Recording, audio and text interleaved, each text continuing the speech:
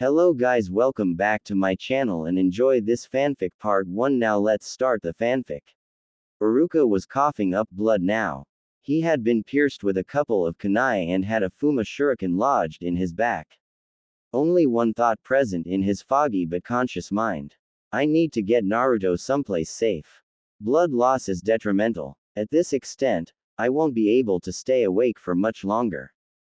Naruto was shocked. He had just found out about his burden. The tenant that resided within him, a demon fox, a beast. Supposedly a monster inside him. Inside a mere human such as him. He now knew why people always hurt him, whether it was physical torment or mental, and why they whispered bad things about him and spat at him everywhere he went. The blonde knew the concept of self-pity and did feel like loathing, but from time to time, it seemed like that infrequent depression was beginning to change. His boisterous attitude and joviality were taking a dark turn all of a sudden, and that was when he wasn't even thinking about it. That did not happen to him ever. Sadly, and regretfully, he had bigger things to worry about at the moment.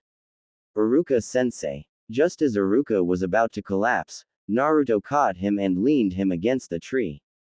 Iruka had pulled the Fuma shuriken out from his back and was bleeding profusely from there. He was bleeding from various parts as he took a lot of shuriken and kunai, but the pressure gauzes he applied were working to some extent. Thankfully, they didn't hit any major organ, but the blood loss was getting to him now. The Fuma shuriken had hit one of the arteries in the lower back, which if left untreated could force him to bleed out.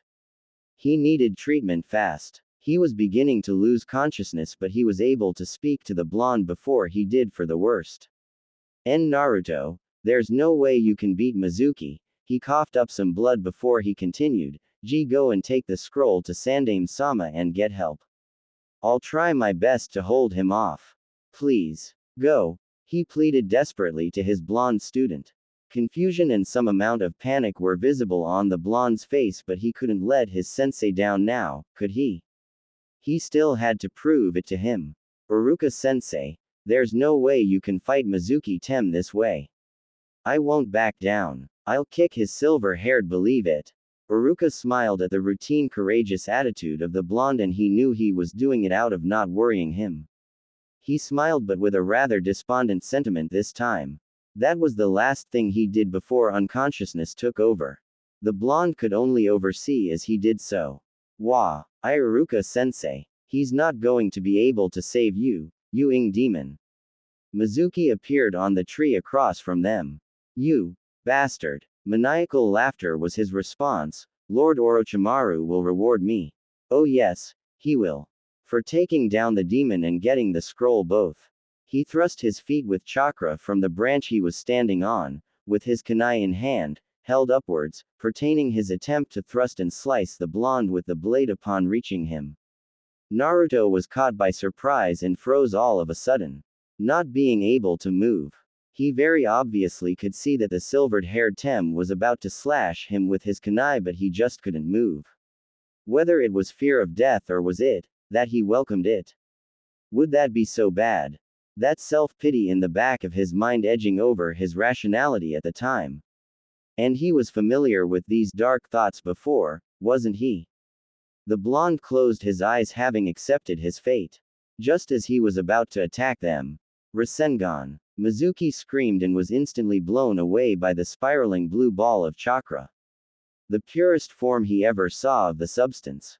He went through 2 trees before slamming into a third one, snapping it in 2 before his body came to a halt. His whole stomach was vaporized, and even the wounds felt like they were cauterized by the intensity and varying heat capacity of the chakra ball. Wind-natured, was it?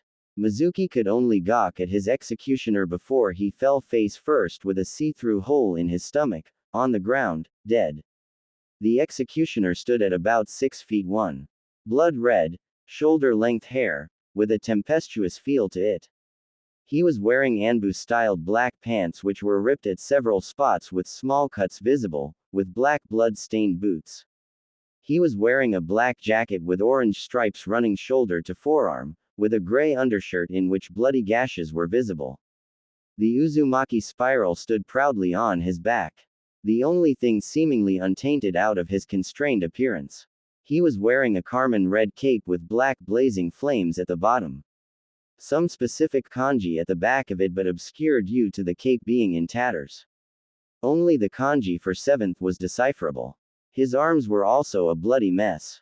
A dislocated shoulder but somehow kept together, whether figuratively or literally. He was wearing a black and red fox Anbu mask which was shredded but enough to hide his distinct facial marks.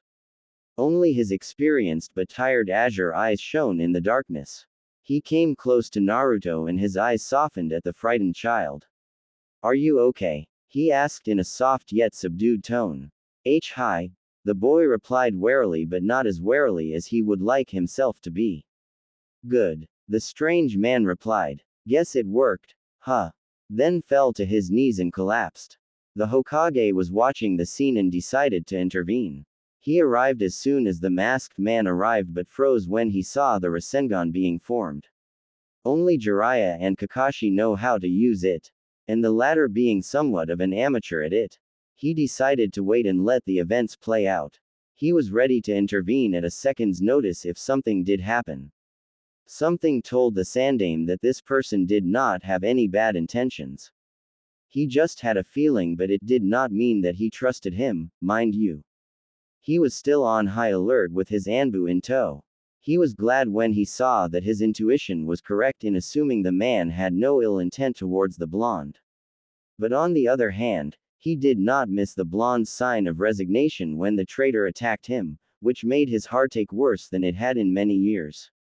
"Hokage Gigi, Naruto-kun, are you alright?" he asked the blonde concernedly and signaled his Anbu to get the foreigner medical attention. "Hi, Gigi. The Oji-san saved me. He used this really flashy kind of ball which sent Mizuki Tem flying like whoosh." The blonde was exaggerating and making gestures that would make him look like a clown in front of everyone, but the Hokage who was used to the blonde just chuckled amusedly. One of the Anbu, specifically a cat-masked one, giggled quietly at the side. "Still the same cute Gaki," she mused. The Anbu left to get the foreigner medical attention. The Hokage turned to the blonde with a serious look on his face. "Naruto-kun, now that I know that you're okay, why did you take the scroll of ceilings?" The Hokage asked with a grim expression. The merry expression the blonde held was changed into a harrowing one now that he was starting to remember things he was desperately trying to forget or wasn't thinking on. "Mizuki-sensei tricked me and said to get the scroll from your office. He told me that if I got the scroll, that means I'll pass. I'm so stupid. I didn't understand the bastard was tricking me." Tears were falling from the boy's eyes. The Hokage was worried when he saw through his crystal ball what Mizuki said to him about his secret. That was when he left to take care of the threat himself. The boy was tough, the Hokage always acknowledged that. But when he saw the expression the boy held right now, the pain was quite visible and all of a sudden, the old man felt years of guilt creeping up on his spine. He started contemplating in a very regretful state. Contemplating every decision he made regarding the boy and his past. "Minato and Kushina would be ashamed of me. The boy is in so much pain right now and it's all my fault. I should have tried harder. I should have fought harder." He knew why the boy was in visible pain. It wasn't a thing such as trivial as being tricked by someone. That was a daily occurrence for the poor boy. He just found out the source of his pain, his suffering. The boy had many emotions bottled up inside of him. Most along the line of hatred and scorn for the bastard villagers. Why did they have to hate him for something which he could not control? There were elements of insecurity too. Was he really a demon then? Left for the villagers to direct their hatred on. The Hokage knelt and put his hand on the boy's head. "Naruto-kun, I'm very sorry I kept this a secret from you. You know what I'm talking about, don't you?" His response was a slow nod. "But please," he paused as he looked into the boy's eyes and saw nothing but gloominess and sadness. It threw him off a little as his guilt and failure as a caretaker came back full force. He paused before he continued, "Know that it was for your very own protection. Don't ever think for a second that you are the demon. You are the jailer and he is the prisoner. Your parents wanted you to be treated as a hero, but things did not turn out the way they were supposed to. The way I had intended to. There are many things that I cannot say until you're old enough, but I'm truly sorry, Naruto-kun. Can you find it in your heart to forgive an old fool like me? The Hokage was desperate for forgiveness, but even he knew that some things are not easy to forget, especially with the amount of abuse the boy has suffered. He may not be conscious of his feelings right now, whether it be because of his age or naivety. But even a blind man could tell that the boy is bound to change some way after learning such truth about himself. The boy was quiet for a moment until he spoke. I don't know, Gigi. I need some time to get over it and think about it and become awesome again, you know. The boy smiled, but it was clearly forced. The Hokage saw through it and his heart shattered. Of course, Naruto-kun. Take as much time as you need. You can visit me when you're ready and then we can talk. The blonde gave a small nod at that, but his face was undecipherable at the moment, which worried the Hokage. They remained silent for a moment until Naruto broke it. What will happen to the Oji-san who saved me? He'll be okay, right? I cannot say anything about that, Naruto-kun. Naruto frowned but did not say anything. Both made their way to the hospital. Naruto went to Iruka, who was awake now and was awarded a forehead protector. But did not celebrate. Iruka was concerned for him, but Naruto waved him off, saying it was nothing. The Hokage made his way over to the medical facility where the supposed stranger was being treated after the occurrence. A couple of Kunoichi and Irio Nin were giggling outside the room. Upon seeing the Hokage, they immediately straightened. The Hokage sighed and went inside. The man was lying on the bed with half his body covered by the bedspread and the other half visible with some noticeable scars and bandages. But there was a person who was tracing her hand on the man's arm. That person was none other than Neko, the cat-masked Anbu. The Hokage cleared his throat. Upon seeing the Hokage, she jumped and straightened. Hokage-sama. She was blushing madly and sweating profusely, under her mask of course.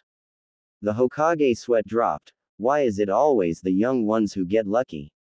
Get the medic, Neko-san. The Anbu bowed and left, embarrassed at being caught at such an obscene act. A few moments later, the medic arrived. Hokage-sama. He bowed. What's the condition of our friend here?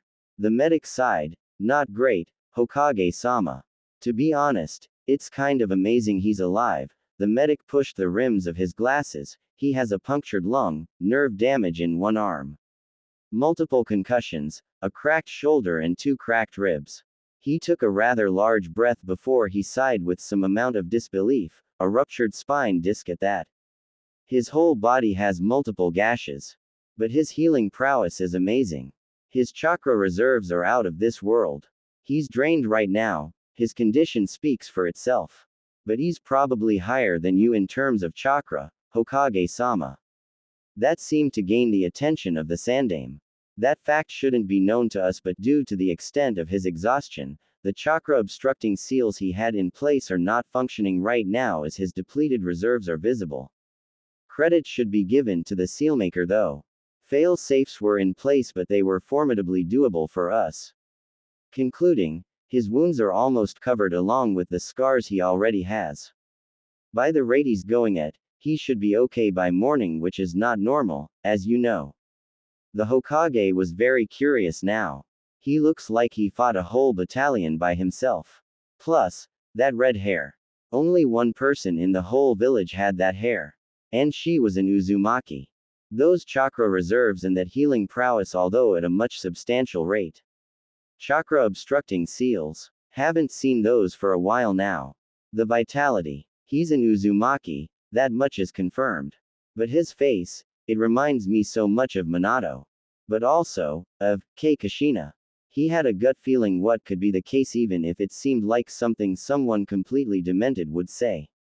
The Hokage turned to his medic. Perform a DNA test and compare it with the village database. It's for my eyes only. No one else. Not even you are allowed to see the results. Go do it. Now. The medic bowed and left. He pulsed his chakra and an Anbu arrived in front of him from his concealed designation in the room. Your orders, Hokage-sama.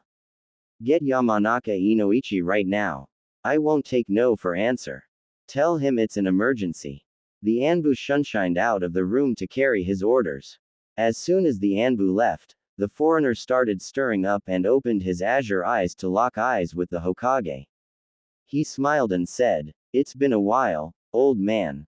The Hokage was both shocked and amused. Shocked because the color of those eyes was profoundly familiar. And amused at being called with such a brusque appellation. Only 2 people in the whole village called him that. Do you know who I am? He asked neutrally. Hi. The Sandaime Hokage. Sarutobi Hiruzen, also known as the Kami no Shinobi. Student of the Nadaime Hokage. Led Konoha through the Second and Third Shinobi Wars. He stated rather calmly for someone who was a foreigner in a shinobi village. While I'm flattered that you've heard of me, mind telling me who you are? And what business do you have with Konoha? No need to get hostile against me. Old man. He waved his hands above his head feigning innocence. You do know that I'm the Hokage, right? He smiled rather mischievously. I do, yes. The Hokage raised an eyebrow as he thought, yet he still called him old man. Either he was completely stupid or he was just insanely bold. I'll tell you everything about myself and why I'm here. But before I do that, I want you to place a silencing seal over the room and take a seat because you're going to need it after I'm done with what I have to say. There goes that feeling of trust again. The Hokage complied and sat on the chair next to the bed. He applied the seal to the wall next to him, which allowed a series of Fuin characters to send from his hand to various parts of the room and glow briefly, deeming the room to be secure. Okay. You have my utmost attention. The foreigner took a deep breath and said, when you see my face. Who does it remind you of? The Hokage remained silent. The foreigner allowed a small smile to show on his face. I'm sure you're familiar with space-time ninjutsu. Your sensei, the second Hokage Senju Tobirama, invented a technique called the Haraishin, which the fourth Hokage perfected and made as his signature jutsu. Let's just say there's a variant of said space-time ninjutsu which I made in collaboration with a certain someone. The Hokage was now processing everything that the foreigner told him. His sensei was always talking about the capabilities of his Haraishin and how it could be taken to the next level. Such that time travel could be made possible if made with a certain Fuin signature of the user, in which the arrays were made cross-dimensional. That the user could travel to the tag irrespective of the past or future. The tags made in a way that they could be rendered into the surface so they don't decay over time. That much Tobirama knew. But he could never go beyond that. His student Kaharu always called him Gaga for that. And besides, there were other variables to consider. Both spiritual and mundane ones. One does not travel to one world from another without paying a price after all. As for the jutsu itself, he never lived long enough to finish it. Minato never worked on this aspect of the jutsu. He certainly had the potential for it. The Hokage had a passive look on his face. He sighed and took a drag of his pipe. This is quite difficult to comprehend. Say I was to believe you. What business do you have in Konoha? And I mean our Konoha. The foreigner chuckled. Figured it out, huh? Let's just say, a lifetime worth of wrongs needed to be rectified. He paused and then said, I have a lot to tell you, Gigi. But before I do, let's wait for the tests you had done on me. I need at least one ratification so I don't sound like a complete lunatic, don't I think? The Hokage merely rolled his eyes at that. Of course you'd know. Fair enough. He got up from the chair he was sitting in and went towards the window with his arms crossed behind his back. He took another drag of his trusty old weary pipe. That vocal tick. The Rasengan. Uzumaki vitality. Azure eyes. The only differences are the slightly altered whisker marks in the hair. Either he's a proficient masquerader or I'm bound to be in for a longing night. Kurenai was standing on the rooftop taking some much-needed fresh air. She had been stuck in that room for so long that hyperventilation and claustrophobia were impending upon her like a dark cloud. It had been a couple of days since she had been admitted to Konoha General due to some much-needed respite ever since that mission occurred. It did a number on her. She needed to remain in the hospital for a few days even though it was against her will, but it was standard protocol for a shinobi. At least they let me change into something comfortable. I felt like someone was watching me all the time with that stupid hospital gown. Which was all speculation, of course. Many did indeed hit on her, but she turned them all down rather rudely, which earned her her repute. She didn't mean it that way, and she wasn't a prude by any means. It was just that she hadn't won anyone she was interested in. Well, she did once, but he was gone now and wasn't planning to come back anytime soon. Her outfit at the moment comprised of a loose-fitting black shirt which did little to no effort in hiding her impressive assets. Dark blue shorts showing her slender and slim legs which hugged her tightly at her rear. A bit more than she would like, but she had Anko deliver her clothes in the hospital and was deeply regretting doing that. But at the moment, she did indeed was looking every bit of the bombshell she was. She wasn't trying to show off. Well, not intentionally. She was staring demurely from the ceiling of Konoha Hospital, looking at nothing in particular and just thinking. She heard a voice called out to her. Bad day, huh? Kurenai sighed. Great, just what I needed, another cheap flirt. As if today wasn't it enough already. Yes, it is, she said without turning back or looking at the person. Hopefully, that was a good enough signal to get lost. She was already pent up enough as it was. Listen, I'm really not in the mood to handle any bullshit today. Just off please. She practically waved the man off without even looking at him. The man chuckled. Ouch. That bad, huh? Well, I guess I'll leave you to it. I just wanted some fresh air. Sorry for bothering you. The man sounded generally sincere. Now Kurenai felt really bad that she snapped at him like a Karen, but she couldn't help it. The circumstances that led to her despondent and melancholic mood made her want to kill herself, as hypothetical as it gets. And besides, she was used to so many men hitting on her aside from those who knew her and her colleagues, that she wasn't really accustomed to someone actually wanting to talk to her and get to know her without actually throwing themselves at her. Wait, she exclaimed at the person who was trying to be cordial towards her. Look, I'm really sorry for snapping at you like that. I just had a really bad day, and... She trailed off once the man turned around, and she finally turned around to look at the man she was addressing.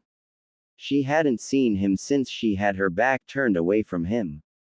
She blushed rather unexpectedly, which was a rare sight for those who knew her. Naruto was wearing a white undershirt which did little to hide his well-built physique along with bandages wrapped on various parts of his arms.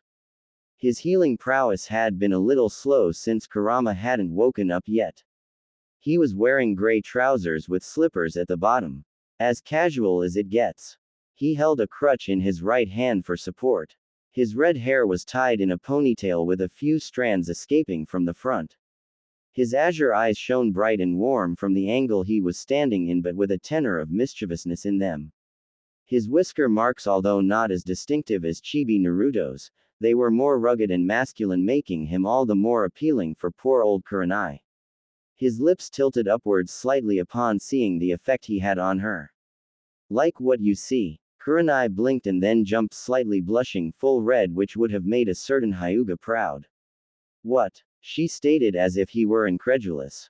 No. Well, I mean, I was just looking at your bandages, they're quite fascinating. She cursed herself for acting like a schoolgirl all of a sudden. My bandages, huh, I didn't know they were considered such an oddity here in Konoha. He mused. And to her continual embarrassment, the man laughed. Quite full of yourself, aren't you? He wiped stray tears from his eyes and immediately stopped upon seeing her glare, but still let out an occasional snicker. I'm so sorry. It's just that I haven't felt this unperturbed in so long that I forgot how to laugh. I needed some type of consolation, mind you. And I apologize begrudgingly that an alluring woman such as yourself were the test subject. She blushed again, although on a lighter note. Flattering me won't get you anywhere, Shinobi-san. He smiled, not at all surprised that she knew he was a shinobi. Although the wounds should have been a dead giveaway. You're right. Well, let's start over. His smile was making her feel warmth she hadn't felt before. Not in an intimate sentiment but rather in an earnest tone. His chakra was also calm and soothing but at the same time quite peculiar, she noticed. It was like she could sense the weird nature of it but at the same time nothing at all. Ambiguous was the word she would use. She was a censor after all. But the Uzumaki in front of wasn't one with ordinary abilities. After all, being a master of the sage arts has its perks. My name is Uzumaki Ashina. Pleased to meet you. An Uzumaki. That would explain the red hair. Probably the first to step into Konoha next to Uzumaki-kun after Kushina-san. She inferred. My name is Yuahi Kurenai. Pleased to meet you too, Ashina-san. He nodded with a kind smile. He walked or rather limped his way towards her which made her lean forward to help him but he raised a hand signaling that it was fine. He cursed. Wake up, you big ball of cubes. He leaned on the balcony next to her. Are you a sensei? She raised an eyebrow. Soon to be one. What gave me away? I don't know, you just have that sense of professionalism around you, even though how particularly rude you were to me just now. He said the last bit whilst rolling his eyes at her deliberately which made her squint her eyes and smile with embarrassment. Sorry about that, she said whilst clenching her teeth nervously keeping her smile before she continued apologetically. I have a lot on my mind right now. The redhead nodded understandingly. She continued, I'm going to be taking on a team this year for the first time. Any particular reason for that? I don't know, there is one reason but I don't know you well enough to tell you about that. She shrugged with a teasing smile before she continued after a moment of thought. I think it's because I wanted more experience. You've probably heard of Kakashi and Guy, right? He nodded. I have, yes. Well, they're the most experienced out of our batch fresh out of the academy, and they have a reputation that exists throughout the whole 5 nations. People fear them, some oppositions I even dare say respect them. I guess, she paused before she continued, I guess I want that for myself. Not in a selfish or personal way but I want a kunoichi to mean something along the lines of that as well. The Uzumaki nodded along before he said, you know, it's not like kunoichi or in any way considered any less powerful. One of our own kunoichi is an exemplification of that. She smiled already knowing who he was going to say, Tsunade-sama. Yes, technically true. But she was one of the legendary Sanin. There isn't even one of us who's come close to her so, there's a huge margin, between Tsunade-sama and us. But there has to be some sort of consolation between there, shouldn't it? I agree. He said before he added, so train. She raised an eyebrow at that and made eye contact with his cerulean eyes. What do you mean? I mean is train until your feet bleed. Train until blisters become a natural thing for your knuckles. Train until you don't feel pain anymore. She smiled. Sounds like something Guy would say. He chuckled. The handsome green beast of Konoha. I'm a huge fan. She had a deadpan expression after hearing that. No, she couldn't believe it. Cammy, my life, the one time I find a guy who is cute, interesting and isn't a complete pervert, and he turns out to be a fan of Guy, Guy. So you do think I'm cute? She said that out loud. She covered her mouth with her hands, looked up and found him staring at her with his arms crossed and with a diabolically sinful smile. She blushed heavily which made the redhead chuckle. It just wasn't her day. There was silence for a while before the redhead broke it by saying, so it seemed like something was bothering you. Bad mission. She coughed awkwardly into her hand. Still recovering from the awkward dilemma she made, I guess you could call it that. Ashina had an idea. After all, it wasn't uncommon. May I ask what happened? She sighed, almost as if she was perpetually tired. It's just been a little more than a few months since I've been promoted to Jonin rank. The mission. My first A ranked which turned into an S ranked. She fought back tears, not wanting to embarrass herself in front of someone she didn't even know. The mission was supposed to be a breeze. A simple client from Kasaragi village needed transportation. We weren't equipped to be taking on a group of bandits who were specialized with Kekkei Genkei, it was just me and a couple of Chunin. They had just passed the exam this year, she said with a cruel smile. How are you supposed to deal with people who you've spent days with, laughing, joking, how are you supposed to forget them just like that? Like they didn't even matter. I've been on missions before. I've lost comrades before, but I don't know, each time, it just feels wrong, every time. But I guess that's what we're taught, isn't it? That's such as the life of a ninja.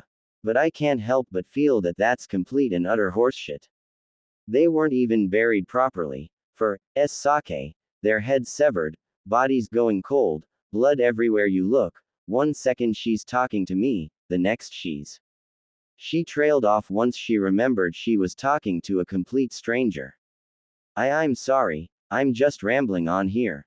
She said sheepishly. Most people would have just been pissed off, most likely going away seeing that they weren't going to get her attention, but she noticed that he was listening to her every word and was nodding now and then.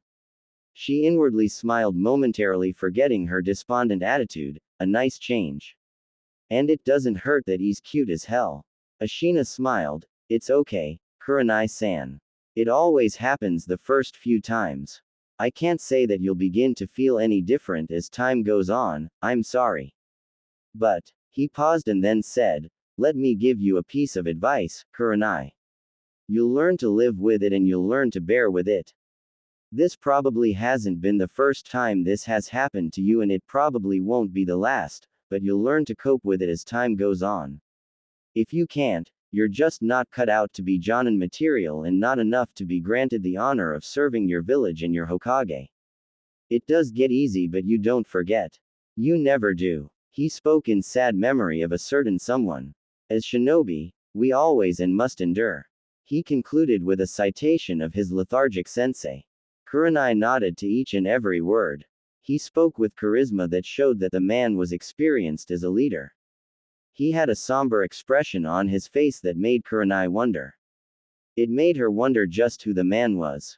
Ashina just grinned sheepishly with his hand behind his head. I'm sorry for being so blunt. But it's just reality, Kurenai-san. But honestly, I wouldn't have expected a different reaction. I don't know what exactly happened, and what you and your team went through, but I can tell that you cared about them. In the end, a shinobi is still human. He continued, but from the discipline you have on your sentiments, considering what happened. It shows that you can make it. That you have what it takes to survive. I hope we work together in the future. Hopefully, as comrades. She agreed with his each and every word and nodded, pertaining she hadn't minded. Are you applying for citizenship, Ashina-san? She asked neutrally but hopeful inwardly. Wait, why was she hopeful? He smiled. I am. Hokage-sama just offered me this morning. And it doesn't hurt that I have family here as well. She smiled upon hearing of the word family. She knew who that meant, of course. After all, Azuki Yugao, her friend and practically sister, made sure of that. Uzumaki-kun is a very cute boy. A friend of mine is quite fond of him. That boy really has a heart made of gold. Oh, and his adorable whisker marks. She stated with a fond tone before frowning a little. You know of his circumstances, Ashina-san. Anger flashed through his azure eyes for a second. Kurenai could have sworn she saw crimson but quickly shook it off as a concoction of her own imagination. His childhood, whether or not he got his consolation in the end, it was still a touchy subject for him. Yes, I know. Hokage-sama was very reluctant about it, but I know of Naruto-kun's circumstances. He will be under my protection of the Uzumaki clan from now on. Well, not officially a clan yet, but it will be in a few hours. He said with a sober and earnest tone. Good, I'm glad, she said with a smile before shifting nervously a bit. I would like to meet your friend though. To thank her for caring. After hearing about Naruto-kun's circumstances, I'm sure you can understand. He said with a sad smile. Of course, I'll talk to her. She replied, sounding a little nervous. Is everything alright, Kurenai-san? He asked a little worried, but the corner of his lips tilted upwards slightly upon seeing her blush a little. Do you want to maybe have a cup of tea later? After you leave the hospital? Obviously, she asked nervously, not making any eye contact at all. How were these things done anyway? You mean like a date? He grinned. Now Kurenai was getting pissed off. She smirked inwardly as she thought of a way to get back at him. That's how you wanna play, huh? She leaned forward, pressing her together a little bit. Showing off her assets and making prime use of them. And what if it was Ashina-kun? She purred. Now it was Ashina's turn to be caught off guard. Oh, you mate with her. Wake Kurama. He cleared his throat. I would be honored to take you, Kurenai-chan. Kurenai smirked, but not without a healthy blush of her own. Good. Ashina 0. Kurenai 1. You can pick me up from my apartment 2 days from now. Sayonara, Ashina-kun. She then left, leaving him behind, slack-jawed. Ashina was still standing at the same place he was since, with a dumbfounded look on his face, but shook it off soon after with a small chuckle. She looked back towards him. Just for the record though, you're not an actual fan of Guy, are you? He shrugged it off in front of her with a teasing smile, which led her to smile too before she left. Damn, she's just as beautiful as I remember her. Asuma-sensei was one lucky. I'd say. You've finally decided to grace me with your presence. Damn furball. You, Kit. You try to go through chakra exhaustion when your container is about to pull something as stupid as using the level 3 Harishin without warning or consulting me first. But before Ashina could retort with a piece of his mind, Kurama held up his paw. Yeah. I know you did not have a choice. We will discuss this later. For now. Kurama smirked. Ashina groaned. Oh, God, seems like you have been having fun. The despondent Uzumaki, while not relatively happy before, his mood changed and suddenly took a dark turn, which the fox could read all too well. Yeah, well, too bad. The fox sighed. He knew this was going to be difficult. Kit, listen to me. You know as much as I do that the shy Hyuga would have wanted you to move on. It has been far too long since. And, the fox trailed off, knowing how many painful memories he was digging up by mentioning her. He paused a little before he added, it is unpleasant seeing you like this. Ashina smiled at that, as that sympathy I detect. Hush. The fox knew he was kidding, but he expected a serious response, so the redhead answered with a forlorn smile which was so unlike his former child self. I know, Kurama, but I just feel guilt. She was everything. My light, my hope. Do you think I could ever feel the same way about someone else again? The fox responded after a while, I cannot say anything about that, Kit. You know better than that. But take comfort in the fact that your chibi ninjin will do everything right for her, what you could not. You now know what Kushina had in mind. And you know our plan with Hiyashi. You have to move on. Ashina sighed. Maybe. Just give it a chance. Fine. He then smirked after the fox closed off his eyes, inditing sleep once more. You know, you give really good relationship advice. And this isn't the first time. Whether if it was war everywhere. Did the big scary fox have a vixen to twinkle his fur to? He laughed when the fox just flipped him off and went back to ignoring him. Just as he was about to exit the mindscape, Naruto was sitting on top of the Yondaime's head, on top of the Hokage monument. The sentiments going through the young blondes were along the lines of, am I really a demon? Why did the fourth Hokage choose me?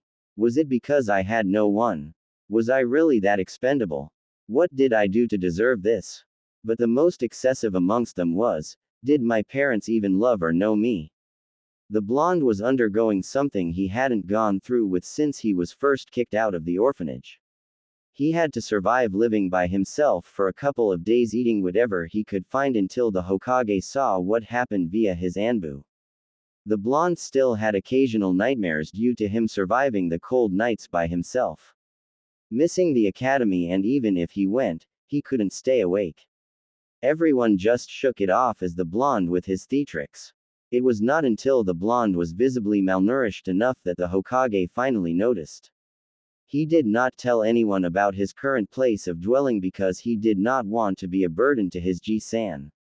The blonde was quickly realizing that he was going through one of his bouts of anxiety and depression. Not that he knew what that was. Whenever he had one of these low moods, as he called them, he always put on one of his fake smiles.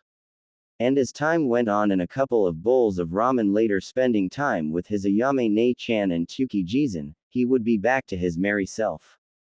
He always shrugged it off to assure himself that he was fine and he would become Hokage, then everyone would acknowledge him. Now, he was not so sure. His bout of depression did not seem as easily segregated as it normally did. And being honest, the blonde did not want it to this time. Before he could engulf himself into further misery, a voice called out to him. Morning. The man held a cheery voice which Naruto thought was strange since no one other than a handful of people used it for him.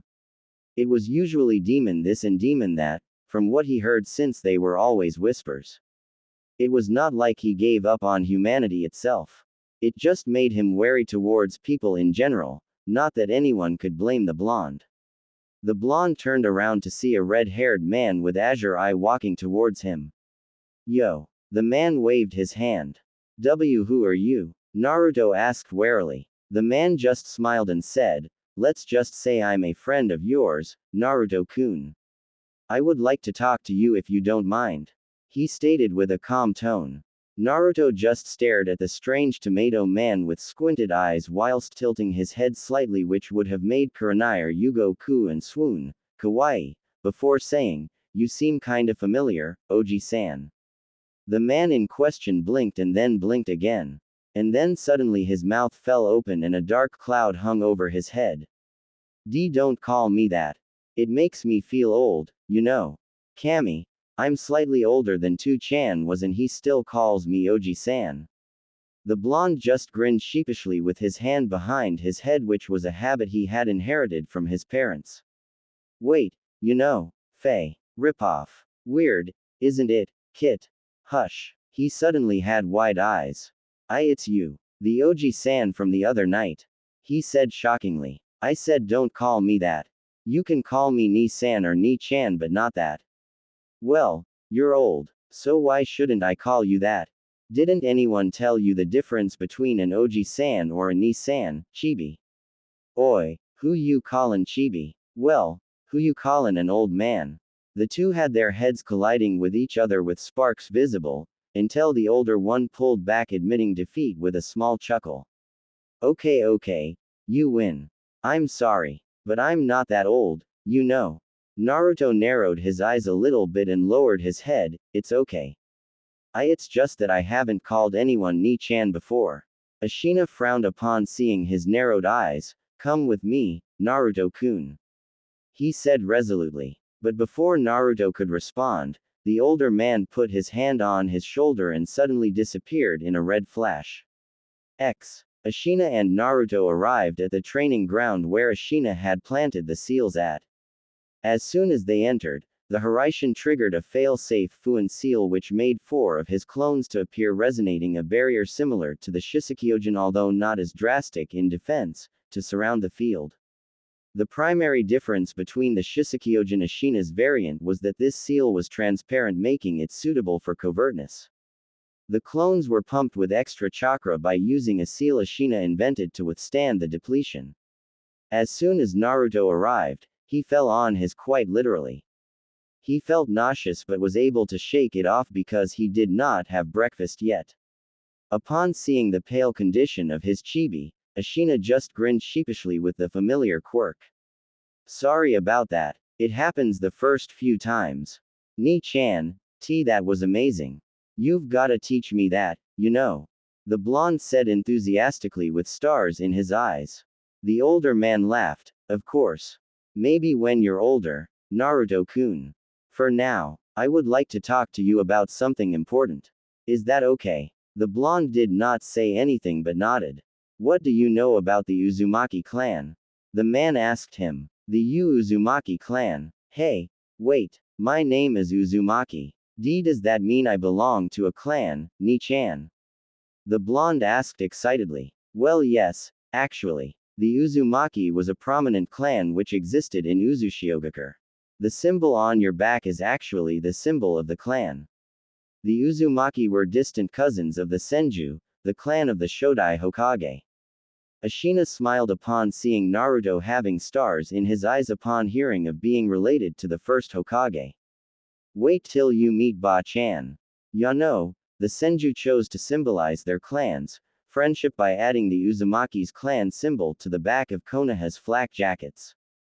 That's why every Chunin and Jonin wear them. The Uzumaki were renowned for many of their unique traits, but they were most feared and respected throughout the ninja world due to their skill and mastery with Fuinjutsu. What's Fuinjutsu, Ni-chan? Sealing Jutsu, Naruto-kun. Oh, my point being is that your clan was quite respected, Naruto-kun, and rightfully so. Sadly, Uzushiogakure is no more. It was destroyed by some of the other nations deeming them to be too powerful. Most of the members of the clan died or either went into hiding and spread throughout the world. He paused when he saw the blonde's expression turn into a grim one and then said, except for one of them. The blonde perked up when he heard that. Do you know who it was, Ni-chan? Please. Why you have to tell me? The blonde was desperate but the older man held up his hand. Being as impatient as the blonde was, he was about to retort but the older man spoke first. Do you know one trait that the Uzumaki had which was really dominant? The blonde was dense. Everyone knew that, but his denseness and sometimes asininity were in direct contrast to his intelligence. Both his parents were gifted. Minato perfected the Hiraishin no Jutsu and created the Rasengan. Kushina was a master as per tradition in her clan of Kenjutsu and Suiten Ninjutsu. And both of them were prodigies in Fuinjutsu. And Naruto was no different. He just did not know it yet. By merely chance whilst sneaking around in the Konoha library, reading a simple book on ninjutsu with a side note in Fuinjutsu, he invented stink bombs for his pranks. He saw a small seal for entrapment from the book which he easily drew for his pranks. The seal just came naturally to him. He did not know the prevalent fact that shinobi strategics aka book reading could very well save his or a comrade's life due to a simple change of tactics simply because nobody had told him the paramountcy in regards to it. He was dense and not able to pick things up as quickly as others his age because he had not been reared properly. But there was a lot more to him than people gave him credit for. The Anbu which were victimized by the evil blonde bastard, as they called him, could very well testify to the fact that the blonde knew how to evade even the most diligent of the Anbu, but except for a certain brown-haired scarred sensei, they could never catch him. His tactics, although unorthodox, always worked. Ashina knew that, of course. The blonde shook his head indicating he had not. Well, the Uzumakis were predominantly known for their vitality, their chakra reserves. He paused a little before he said, and their ash-red hair. But Ni-chan, you have red hair. The blonde suddenly realized, does that mean? It's true, Naruto-kun. I'm an Uzumaki. What? The older man remained silent, allowing Naruto to fathom and deal with the influx of emotions he had going on. The blonde in all conscience did not know what to think. Ever since he grew up, he had been told by his Gigi that he had no family and that his parents had been killed the day the Kyuubi attacked Konoha. If his parents were not present, that did not mean that other members of his now just recently discovered awesome clan did not exist. To be honest, this was all the blonde ever wanted. To have someone to call as family. Family. The word sounded so foreign to him. So the old man told me all about your unique circumstances. The man was not able to finish as he suddenly found himself being glommed by his blonde counterpart, who suddenly started sobbing. The sobbing soon started to subsume whimpers as soon as the blonde found warmth at being embraced back. The blonde just had enough. He had kept his emotions hidden behind his fake smile for way too long. He never let people see his vulnerability. But this time, he did not care if anyone saw him being vulnerable like this. This time, he thought this. He had lived enough of his life in isolation and seclusion. Consequences be damned. Ashina just gave a sad smile when the blonde suddenly hugged and immediately hugged him back. Shish. I'm here, Naruto-kun. You don't have to be alone anymore.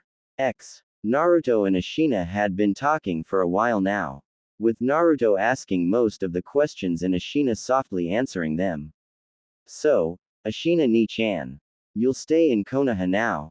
The blonde asked hopefully. Ashina just smiled and ruffled the blonde's hair affectionately, which made the blonde stiffen but soon relaxed into it. Ashina sighed. He knew it was difficult for him. After all, he went through the same thing at his age. So he could probably guess what was going on in that dense brain of his. This was gonna take some getting used to. I am, Naruto-kun. I just got done dealing with the council and the old man. The paperwork's done. You're looking at the official clan head of the Uzumaki clan. Ashina said with a nervous smile with his hand behind his head. Really? I'm gonna be part of a clan. He kept chanting the phrase over and over again. Deep down, some part of the blonde was trying to convince himself that this was all a dream and he still had no one and there was no such thing as the Uzumaki clan. He would still be an orphan.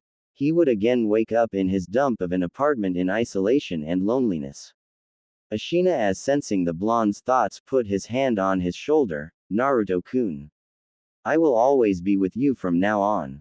Okay. He smiled at the blonde and the blonde returned it, but his smile was subdued.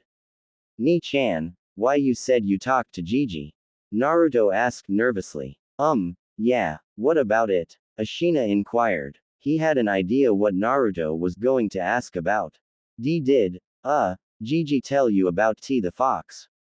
Ashina recalled his previous meeting with the Hokage, not gonna be forgetting about that anytime soon. I don't think I've ever seen Gigi that vulnerable before. Flashback. The Hokage and Ashina were in the room in which the redhead was admitted in.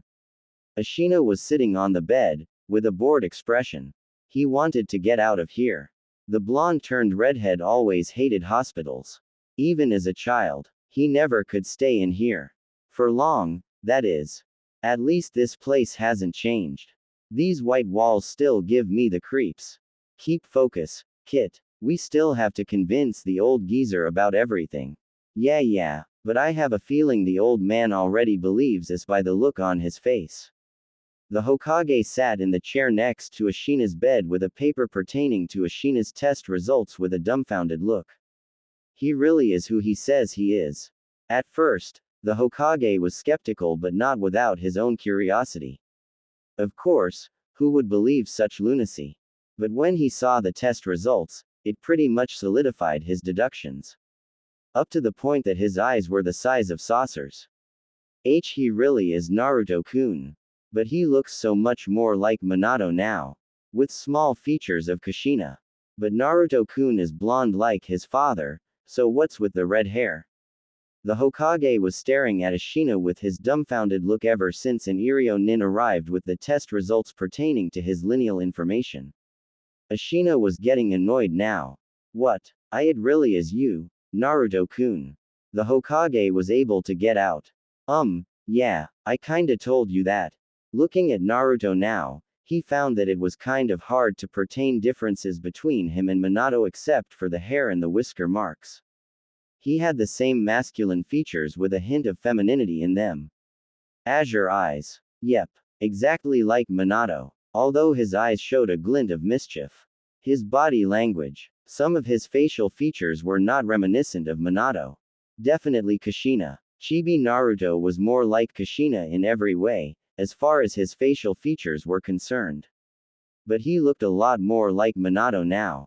Everyone could tell the unmistakable consonant now that Naruto was indeed the son of the Kiroi Senko. Well, except for that red hair, of course. Probably deliberate on his part. The Hokage mused. The Hokage cleared his throat. Ahem. Well, sorry about that. Of course, you could understand my stupefaction. The Hokage gestured with hands feigning sarcasm. Of course. Who knew the old man could be sarcastic? Well, I wish I could say I was glad to see you, Naruto-kun, but something tells me that you wouldn't be here if everything was amicable. The Hokage said with a somber tone. The redhead casual and uncaring expression immediately took on a darkened one. Konoha is no more. Burned to the ground. The Hokage immediately felt as though his heart had suddenly become hollow. He simply could not imagine a world where Konoha did not reside. He suddenly realized that the person standing in front of him was none other than the Naruto Uzumaki. The very same boy who was shunned by the villagers for something which they could not and did not want to comprehend. Now the Sandaime had years of experience, both in wars and negotiations. You could call him the Kami no Shinobi for many things. But over the past few years, ever since he retook the mantle of being Hokage, the old war-ridden Hokage had become slightly neglectful. He did not have the same charisma as he once did. He even let himself become overwhelmed by the council at times by his advisors, the decision most conspicuously being the Uchiha massacre. Now, the Uchihas deserved what they got to them. There was no denying that. They were power-hungry, jutsu-copying bastards, as a certain bandaged comrade of his liked to phrase. But doing this had done a condemnable thing to one of the only good, honorable and righteous Uchihas left who took the censure as having the burden of being both a shinobi of Konoha and dolorously as a member of his clan. The Hokage still felt guilty and lost many nights of slumber because of that. There could have been another way. There was also the Hyuga affair. Accepting Kumogakure's demands is a last resort. Especially after what they tried to do. I shouldn't have accepted it. He also felt ample amounts of guilt in regards to a certain whiskered blonde. He also knew of the blonde's secret which made him all the more aggravated with guilt. I should have fought for him. I should have. Simply put, Hiruzen, as in accordance with himself and his consciousness, was simply too old and for the most part, exhausted perpetually from his position. He was just not the same anymore. But the aura and semblance that the redhead had flaunted confidence and charisma which was so unlike his chibi version. This Naruto displayed the same nuance as his parents. The same charisma, charm and magnetism. The inborn and in-depth natal preeminence which was not in a hubristic sense, more like in regards to plenary guidance. The expression the Hokage held was a grave and remorseful one. He felt proud of Naruto for making it this far but not without traces of his own guilt seeping in. For not being there for the blonde. And for the sake of his beloved village. Somehow he felt responsible, like he could not do anything to prevent such a monstrosity. But he quickly shook it off as his stupefaction taking hold of him and because there were more important concerns to look into. A few minutes went by as Ashina sat waiting for the Hokage to comprehend what he said. He knew that the old man needed a few moments. The Hokage did not know what to think. His love for Konoha, which was implanted by his sensei Tobirama and Hashirama, was overwhelming, and it felt like a fresh Kaden jutsu to the chest to hear that his beloved village was no more. That the will of fire itself and everything it stood for was no more. It had perished. Hiruzen shuddered at the thought. This is grave news, Naruto-kun. The Hokage said with a somber tone. You don't say. The Hokage sighed. As much as I would love for you to ensue sarcasm in our conversation, we have many more important things that require diligence, don't you think? Of course. Ashina replied, immediately straightened. I take it you were the Hokage? The Hokage asked. Yes. The Nanadaime. Oh. Who was the Rokudaime? The Hokage asked with a hint of vehemence. Kakashi. Ashina said with a smile. I see. To be honest, the Hokage was not all that surprised about that particular fact. He always thought about who would be his successor, and Kakashi always seemed like the logical decision other than that lazy Nara who would be the best suited, but the Hokage knew that he would not submit to this role willingly and he was simply too lazy for it. The Hokage paused for a while and looked at Ashina with a contemplative expression. He already knew that everyone from Ashina's generation had been bereft of life, if Ashina's expression was anything to apprehend. So he did not find the need to question his role nor his generation's. Who was behind it and what became of the other villages? The Hokage asked with a hint of finality. Uchiha Madara and Uchiha Obito. Ashina said with a tone full of spite and contempt. The room suddenly felt cold to the Hokage. He had heard of the traitorous Uchiha from his sensei, the legendary leader of the clan, one of the founders of the Konoha village itself, the only formidable opponent to go head-on-head with the aboriginal Kami no shinobi Senju Hashirama. How is he still alive? It's not possible. As for the second Uchiha, Obito, he was one of Minato's students. Didn't he die in the war saving his teammates? The Hokage then turned to Ashina. He would inquire later. And as for the other villages, I'm kind of worried that I might jinx the timeline. I've already revealed information that I shouldn't have. At least in regards to events that might actually change something significant. I'm either in a parallel universe or in a paradoxical loop. I'll have to consult Kurama about this. The jutsu should have negated the paradox. It shouldn't affect the future if I do things without relevance to the past in case of a parallel. But if it's a paradox, it's safe to say I'm probably Ed. 'Cause if that's the case, then even my mere presence can affect the timeline. Madara. At least Gigi doesn't know about this, and for the time being, I shouldn't tell him either. At least not before I talk to Kurama. I didn't account for that as I was about to get captured. And without really testing the jutsu and accounting for all the correspondence relevant to time travel, I shouldn't say anything. At least in regards to major events, which would drastically affect anything. So wait for a while and I'll give you the information if the circumstances don't change in regards to the timeline. The Hokage considered it and said, fair enough. Your sensei wasn't really forthcoming with the information that much either. Ashina said with a small scorn which was reminiscent of Kushina. The Hokage felt his guilt creeping up on him again and figured he could not keep it in anymore. But I suppose it wasn't really relevant at that time with the war going on. Ashina trailed off once he saw the look on Hiruzen's face. What's wrong, old man? Ashina inquired. Hiruzen suddenly bowed his head in shame, not able to look Ashina in the eyes. Naruto-kun. I'm sorry, for not being there for you, for not fighting harder for you, for not taking you in, for not taking care of you, for not training you. I never knew that it was this bad, and even that is an understatement. Even though you never complained once. I'm sorry. Ashina remained quiet and the look on his face was a blank one. The Hokage continued, there is also the matter of your inheritance. I still haven't told your younger counterpart about it, thinking that it was for the best. But when I heard from the Anbu that you tried to take your own life because of the way the villagers treated you, ostracized you. I thought that the law I implemented would help, but it was the exact opposite. Your parents would be ashamed of me. There's also the matter of the Kyuubi. Your counterpart just found out about it.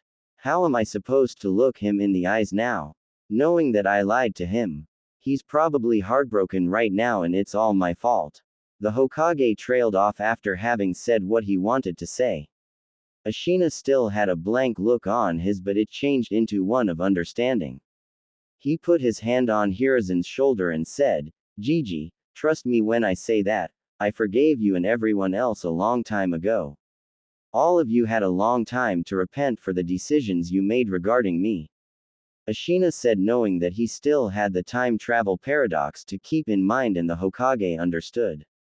However, I'm not the one you should be asking forgiveness from. I already dealt with my demons a long time ago. It's for my chibi to decide whether he forgives you or not. I will tell him everything about Tu-chan and Ka-chan, but in due time. Your forgiveness lies with him. Same goes for Ero-sensei and Ba-chan. Fair enough. The Hokage felt a small amount of relief and gave a small smile inwardly. He knew what he had to do. He owned it to both Minato, Kushina and of course their child to at least to ask Naruto himself for his forgiveness. The Hokage chuckled when he heard the moniker. He knew who it meant, of course.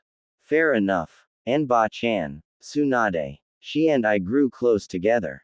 You know she's part Uzumaki, so she's family.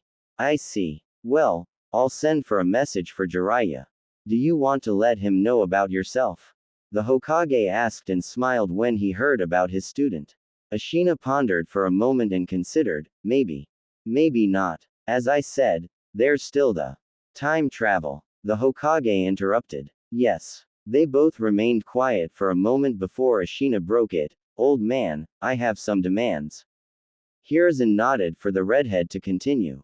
First of all, delay the team placements. At least for about 2 months. And let me stay in the Uzumaki compound. I'll establish the clan here.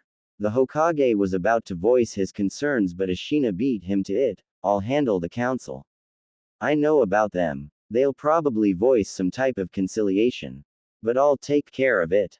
Ashina stated. I see. Why do you need 2 months?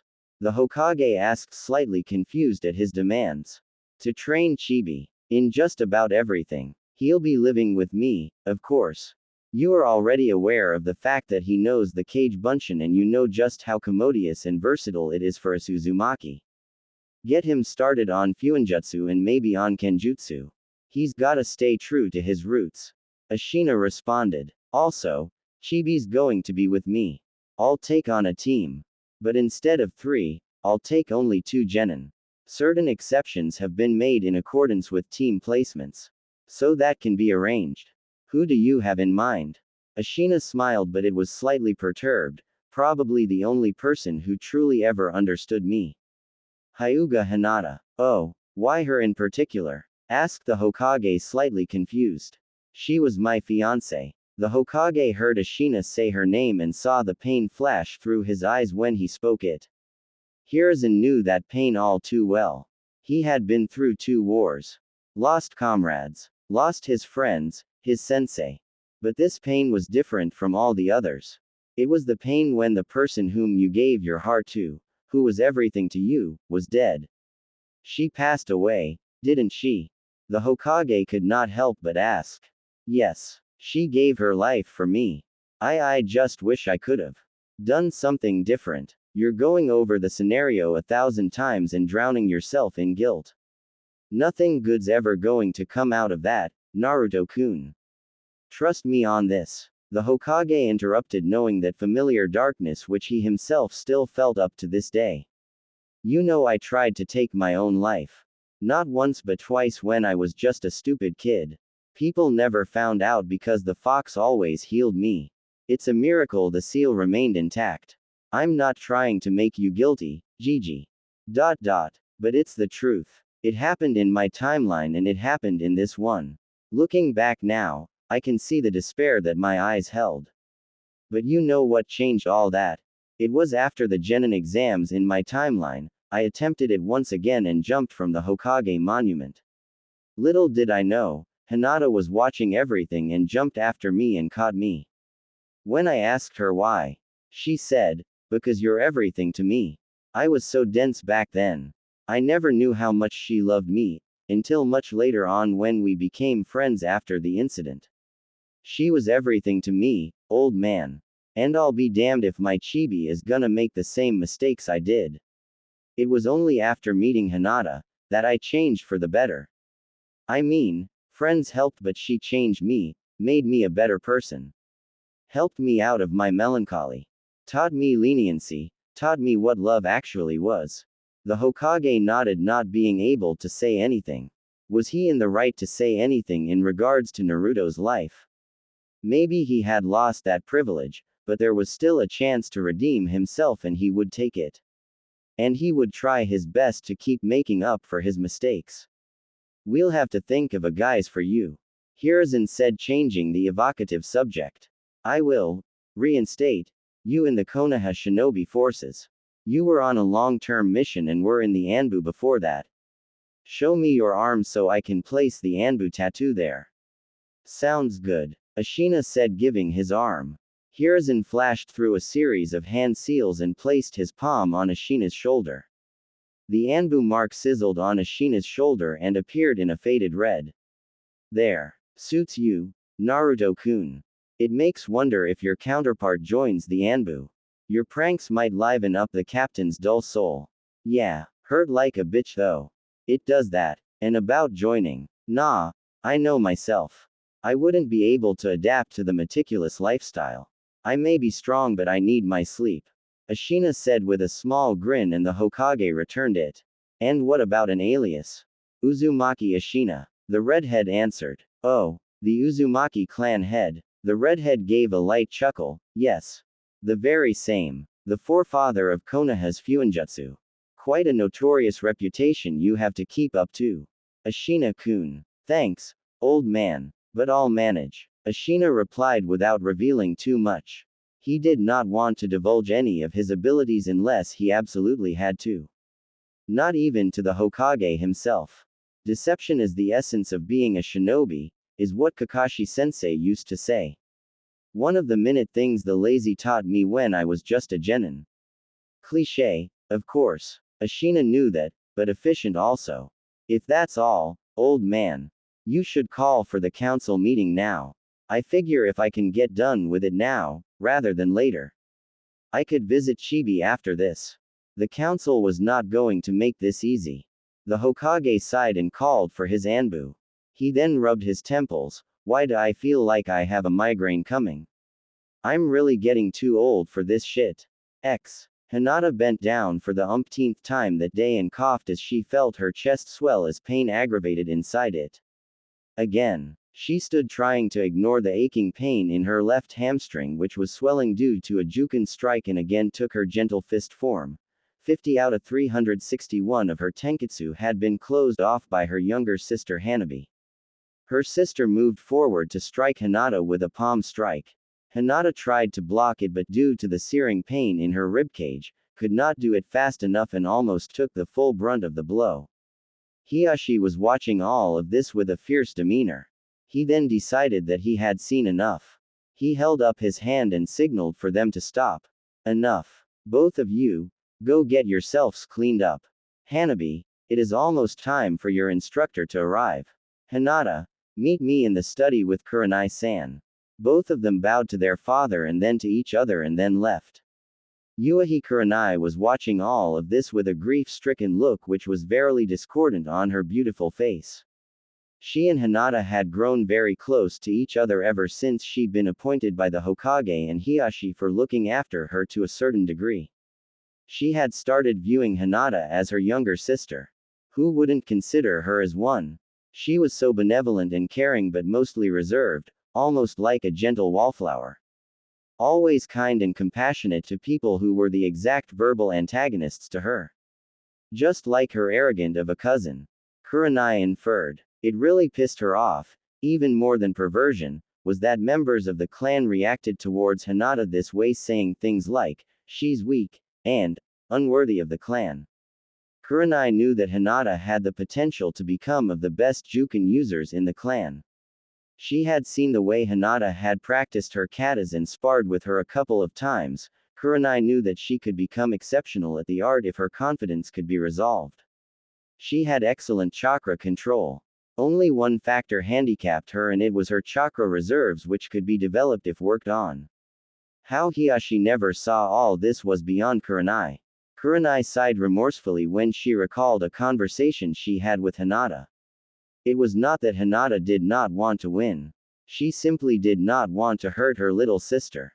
It started out as simply defending herself and not retaliating her sister's strikes, which as time passed, turned into throwing her matches away simply for the sake of not hurting Hanabi. Her father grew more and colder towards Hinata as he saw Hanabi winning over her elder sister, which started to demoralize Hinata's confidence and self-respect. Kurenai had not noticed that Hyuga Ko's presence. He then called out to her, Kurenai-san, your presence is requested with Hiashi-sama. Thank you. I'll be there shortly. Kurenai replied with a small nod of her head. Ko bowed and then left. Kurenai made her way to Hiashi's study. The design of the study was extravagant but not overly lush. It was a moderate-sized dojo. Behind Hiashi's desk was an assortment of various katanas which were probably exorbitant. It was a balance of nobility with luxury, which was reflected upon the Hyuga themselves, as they were known as the most powerful clan in Konoha with their all-seeing eyes. Kurenai thought that was a bit excessive on their part. Hiashi was sitting behind his small desk in the traditional manner. In front of him were various papers relevant to clan business. Hinata was sitting on the left of Hiashi, in the same dignified manner as her father, but something was different. Looking closely at Hinata's expression, it was patent to Kurenai that Hinata was heartbroken about something, the way her lavender-tinted eyes held unshed tears and had a tight grip on her kimono. Kurenai gave a small smile to Hinata and discreetly mouthed the words, "It's going to be okay." That seemed to work slightly, as Hinata gave a small smile back but still held a grim expression. Kurenai frowned inwardly but knew she was going to find out soon enough, so made her way in front of the desk and gave a small bow. "Hiyashi-sama." "Greetings, Kurenai-san. Please sit." Hiyashi replied cordially. Kurenai nodded and sat down in front of Hiyashi's desk. "How are your injuries?" Hiyashi inquired in a neutral but cold tone. "I'm feeling quite better, Hiyashi-sama. Thank you for asking." Kurenai smiled inwardly, thinking of a certain red-headed Uzumaki, but remained neutral in front of the clan head. "I'll get straight to the point, Kurenai-san. The spar that was conducted was to determine the heiress position of the clan. It has been decided that Hinata is to be disinherited from the heiress position and the position is to be given to Hanabi." Kurenai was shocked at what was disclosed. She understood now why Hinata had such a forlorn expression. Being honest, Kurenai felt pity for the indigo-haired girl. Ostracized by her clan, rejected by her own father in favor of her little sister. She must be so heartbroken right now. "You're such a bastard, Hiyashi. You and your clan are blind for not seeing Hinata for who she truly is." She cursed inwardly. I see," she said with a cold tone, barely keeping a hold on her sentiments. If Hiyashi was affected by Kurenai's cold demeanor, he did not show it. "I'm officially assigning Hinata under your wardship. As of now, she is officially disinherited from the clan heiress position. She is to be under your care, but she will remain in the Hyuga compound. She will train here, but she will primarily be under your care from now on, as she is unworthy of the Hyuga." Kurenai did not say anything, so Hiyashi dismissed both her and Hinata. They made their way in the garden of the compound. As soon as they were alone and away from prying eyes, Hinata suddenly pounced at Kurenai, wrapping her arms around her and started crying. Kurenai could not help but shed tears of her own. She just embraced her back and whispered and cooed soothing words to the girl, telling her that everything will be alright. Naruto had a nervous look on his face as he sat anticipating his newfound Ni-chan's answer to his polemical question. "Yeah, I know of it. So what?" Naruto heard that, then blinked once, then twice. "Was it?" He scratched his head, thinking he had not heard the redhead correctly. Ashina just laughed when he saw the confused look on the blonde's face, which turned into a glare upon seeing the older man chuckling. Naruto was about to beat him down when, "Sorry, I'm sorry." Ashina's expression turned serious but still smiled warmly at his chibi. "Naruto-kun, I told you that our clan was adept in fuinjutsu, right?" The blonde nodded, so Ashina continued, "Well, there is a seal called the Hake no Fuin Shiki. It was developed by our clan. Normally, a Shisho Fuin is used to, say, seal a large enemy or an evil spirit into a target, such as an object or a human body." He grinned when he saw the blonde pale at the mention of evil spirits. If the Shisho Fuin is not strong enough to hold the desired entity, a stronger variant of the seal is used, which is called the Hake no Fuin Shiki. "With me so far." The blonde looked a little confused, not used to that type of lexicons, but understood what Ashina said about the seal. "So there are two versions of the seal, you said?" Ashina nodded, happy that Naruto was discerning it. He continued, "Correct. The Hake no Fuin Shiki is actually one integral with two seals overlapped with each other of the same render. This allows the enemy spirit's chakra to merge with whoever they're sealed into."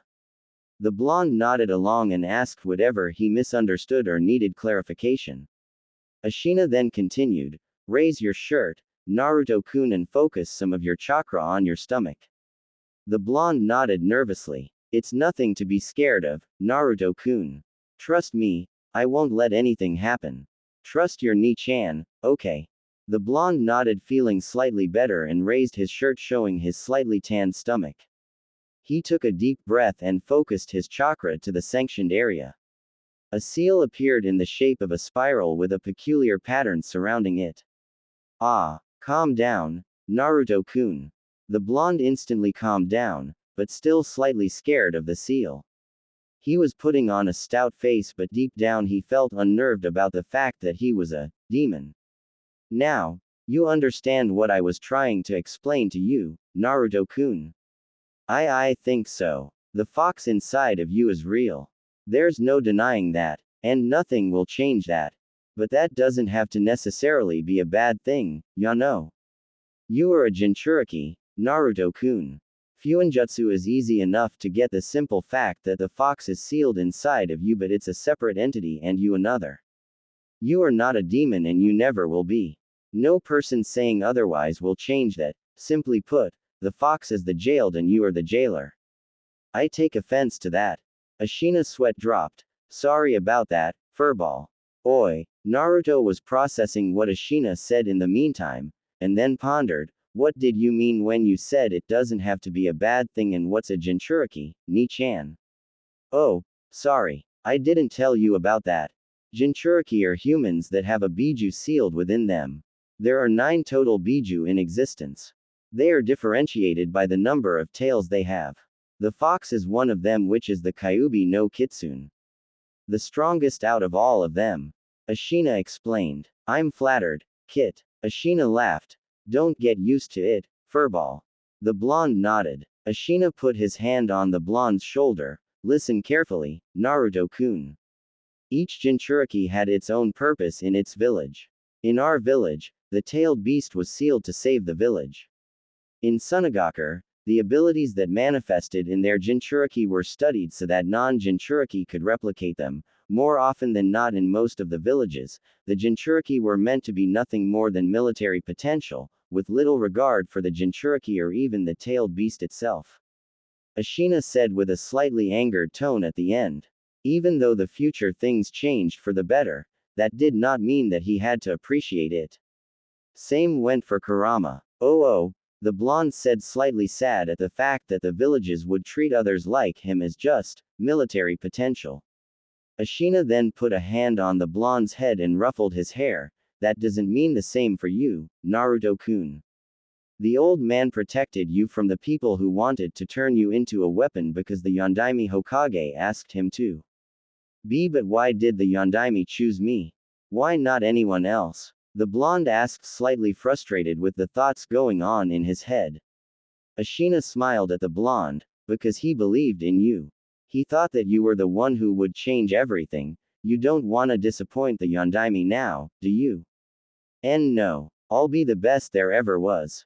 Believe it. Naruto said with a warm smile, thrilled that his idol would give him a sense of obligation, almost back to his exuberant self. Good. Naruto and Ashina had made their way to the Uzumaki, Namikaze clan compound. The compound itself was surrounded by a reinforced wooden wall. The wall was contrived by Senju Hashirama as a gesture of recognition for the Uzumaki clan. It was about roughly 10 feet, surrounding the compound. The Uzumaki whirlpool was imprinted on the wall on regular intervals in a faded blood red. The compound itself was not colossal, but on account of the clan's obscurity, their techniques in jutsu, precaution was mandatory. The compound was roughly an acre, but was ensconced diligently. The gateway itself was donned with the Uzumaki crest carved into the surface, with the gates intersecting the symbol in two.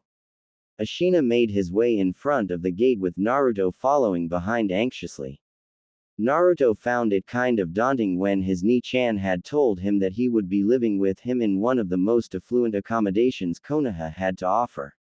But when his Ni-chan told him that his mother used to live here a while ago before getting married to his father, he changed his mind. He wanted to know as much as he could about his family. He wanted to ask his Ni-chan about them but could not find the metal to do so.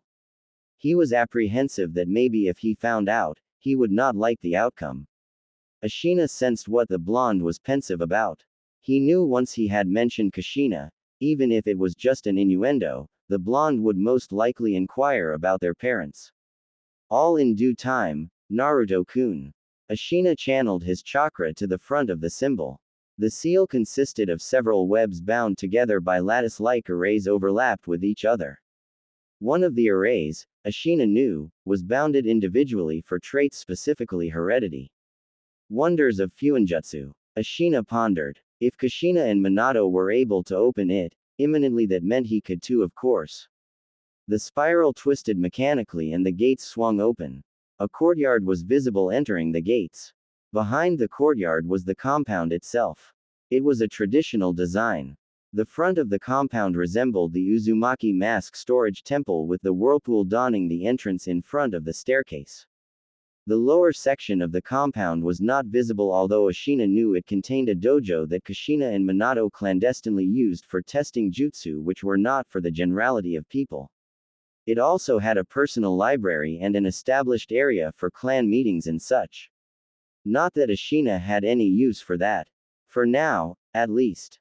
Upstairs, bedchambers were available with a dedicated master room for the clan head himself. Everything was chalky and Areno's. Minato and Kushina had planned to move in permanently after little Naruto was born, but things happened. Ashina pondered sadly. He shook himself quickly of those thoughts and made seal less Cage Bunshin to get started on cleaning. As soon as the clones appeared, "You can do the Cage Bunshin too, Ni-chan?" Naruto asked in his usual demeanor, better after the talk he had. Ashina chuckled. Of course. Most members of the clan know it. I told you about Uzumaki vitality and chakra. Being an Uzumaki has its perks, right? Before Naruto could ask more, yes, you can make them as many as I can too. But your chakra control isn't as developed as mine is. You'll have to learn to be careful. Otherwise, you'll get exhausted easily. You already have much bigger reserves than the rest of your class, but it's all for nothing if you can only do the Cage Bunshin and can't utilize all of it. Ashina said before he saw the sad pout on the blonde's face. He flicked his forehead. Ow. Ashina chuckled when he saw the blonde glaring at him. Cheer up. That's what I'm here for, aren't I? Have you ever wondered why you couldn't do the regular Bunshin? While everyone else in the class excelled at it. You don't have to make me feel bad, Ni-chan. I already know I at it. Mumbled Naruto with a frown. Let me finish, Naruto-kun. The reason is because of your massive chakra reserves. It's because they're so gigantic, you have horrible chakra control. Plus you have the fox's chakra. That itself is a behemoth. Fixing that is going to be the first step in our training. We're gonna start training. Yes, we are. Let's go down to the dojo. I also want to talk to you about something important. The dojo was not an extensive one. It had an assortment of training materials. Shuriken, kunai, a selection of practice katanas, practice dummies. Naruto was amazed and bewildered at the same time. He never knew that the Uzumaki clan existed in Konoha. He never realized that the symbol that his Ji-san told him to wear always, whether his PJs, his shirts, his jumpsuit, was in all actuality the symbol of the clan. His clan. The totally awesome and kick-ass Sealing Jutsu clan. Speaking of his Ji-san. Why didn't Gigi ever say anything? Ashina was watching Naruto with a keen eye. He knew now was the perfect occasion for the fox to instigate him.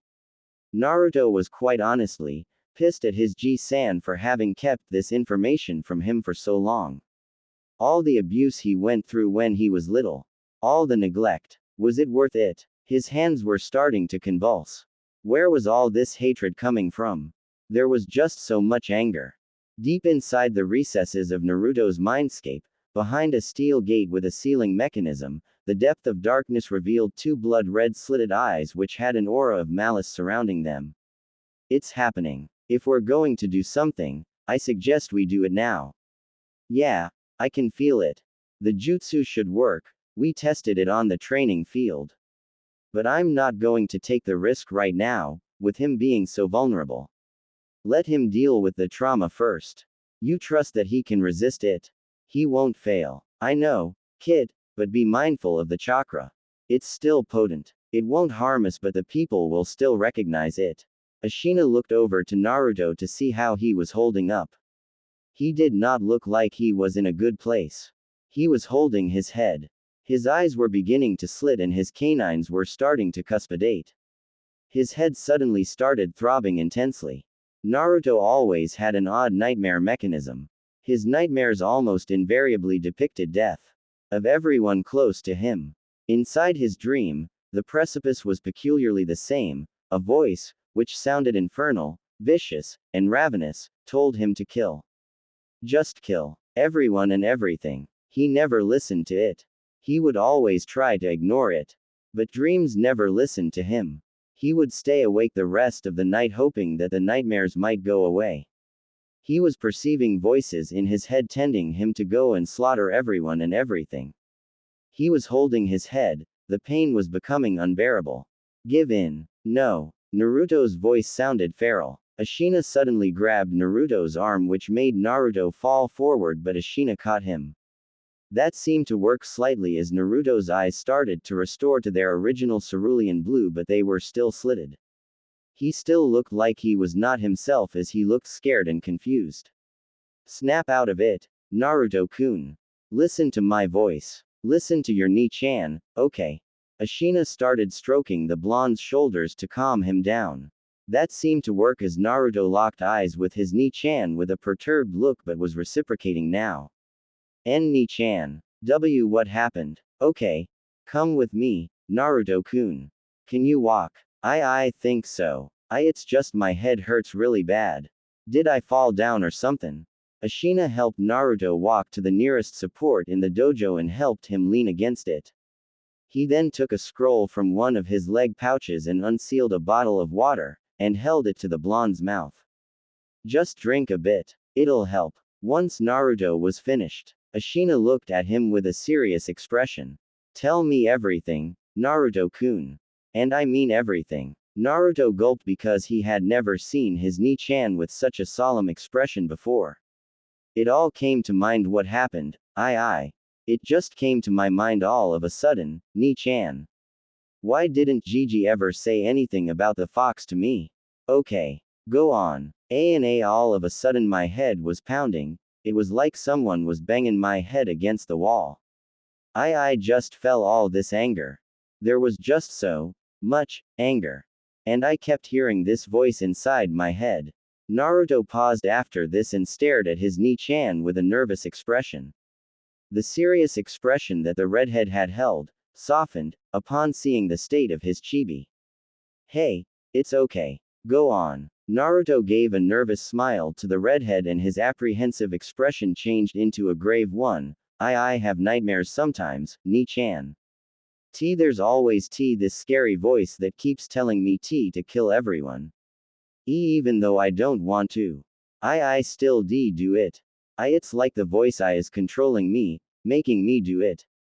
The blonde had tears in his eyes. Ashina was looking at the blonde with a woeful expression. I know how you feel, Naruto-kun. I know. Ashina did not say anything, so the blonde continued after taking a moment to handle himself. I heard the same voice again. It said to give in. What does that mean, Ni-chan? And why am I hearing the voice from my nightmares? Gigi always said it didn't exist. Ashina sighed. He wanted to wait, but, so what do you think, Kurama? It's happening sooner than we thought. But it's nothing to be alarmed about. Yeah, sure. Well, probably. Ashina sighed. Kurama sort of felt he owned it to the kid to sort of explain it and justify himself. Kid, you know how I was back then. All I saw was hatred. I gave up on humanity itself. I know we have not talked about it because there was war everywhere, but if I knew about what the old man had planned back then. Kurama stopped when Ashina held up his hand. Don't sweat it, furball. We never could have known what old man Six Paths wanted. And we can't change the past, no matter how much we want to. The fox remained silent. Ashina then held up his fist for the biju. Kurama saw this and chuckled. He then bumped his fist with the redhead who just smiled back. We're cool, furball. Ashina sighed again, now on to more pressing concerns. He turned to look at his blonde counterpart. Naruto-kun. Said blonde looked at his Ni-chan with his apprehensive look. Ni-chan. Ashina sat next to the blonde. Listen, I have to tell you something, but you have to promise me something, okay? The blonde nodded, so Ashina continued, just promise me to keep an open mind. Learn to control your temper. We're going to be going through chakra control exercises that will help with it. But I want you to try to work on it by yourself too, ya know. Naruto just looked at the redhead with a confused expression. Okay. These nightmares you have, it's the same voice every time, right? And a couple of times you might have ended up in a sewer-like tunnel. The blonde's expression was becoming more and more pale upon hearing of the place which had haunted him up to this day. Ashina continued, Naruto-kun, it's the Kyuubi. What? Ashina remained silent, letting Naruto proceed with his approach to the subject. Naruto got up all of a sudden irate. Why? What does the stupid fox want with me? Doesn't it know how much pain I went through with the villagers? How much pain they me cause of it? Naruto was breathing hard from that outburst. Ashina looked at the blonde with a solemn expression. Naruto-kun, listen to me. The fox was jailed ever since you were born. I'm not saying the fox is innocent, but look at it from the Kyuubi's perspective, his way of viewing it, ya know. Naruto said nothing, so Ashina continued, ever since the beginning of time, tailed beasts were used as weapons for the shinobi world. I already told you about that, right? Naruto nodded, so Ashina smiled and continued, well, the Kyuubi was first sealed by the Shodai Hokage inside of, believe it, an Uzumaki. She was the Shodai's wife. Uzumaki Mito, but you can call her Mito Ba-chan. The Shodai's wife was also. Exactly. She was a kunoichi who originated from Uzushiogakure. She was the first Jinchuriki of the Kyuubi. Naruto was listening to the redhead with a keen perspective, so Ashina continued, she was exceptional at Fuinjutsu, Naruto-kun. Able to seal the entirety of the Kyuubi within herself. Even for an Uzumaki, she had an especially powerful and unique type of chakra. She was also able to sense negative emotions in people. Although that ability is due to Kurama. But Chibi doesn't need to know that. She was able to seal the Kyuubi. And within herself. Why would she do that, Ni-chan? Doesn't she know what being a Jinchuriki is like? The blonde stated sadly. Smack.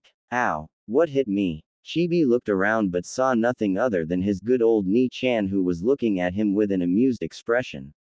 Why? Me, of course. Ashina said with an amused smile that made the blonde's eye twitch. The blonde was glaring at the redhead, but said redhead was impassive. Mito Ba-chan was happy, Naruto-kun. Despite being a Jinchuriki. This statement seemed to shock the blonde. Ashina put his hand on the blonde's shoulder and continued, and if she could do it, then so can you. Okay. Naruto said nothing for a while, but his expression changed into one of determinism suddenly. I can and I will, Ni-chan. Believe it. The blonde pumped his fist for emphasis. That's the spirit, Naruto-kun. Now let's get started. The redhead stated with enthusiasm reminiscent of handsome green beasts. Start what, Ni-chan? The blonde asked innocently. My dear cute student, you're training, of course. And you will refer to me as Ashina-sensei when we're training. Understood. Ashina stated with an unnerving tone at the end, which made the blonde pale a little. Hi. Ashina smirked. Good. Let's begin. Yugao was sitting in the Dango cafe, slightly depressed and confused at the same time. She sighed compunctiously and laid her head on the wooden table with a cute pout. Why did I have to embarrass myself? Flashback.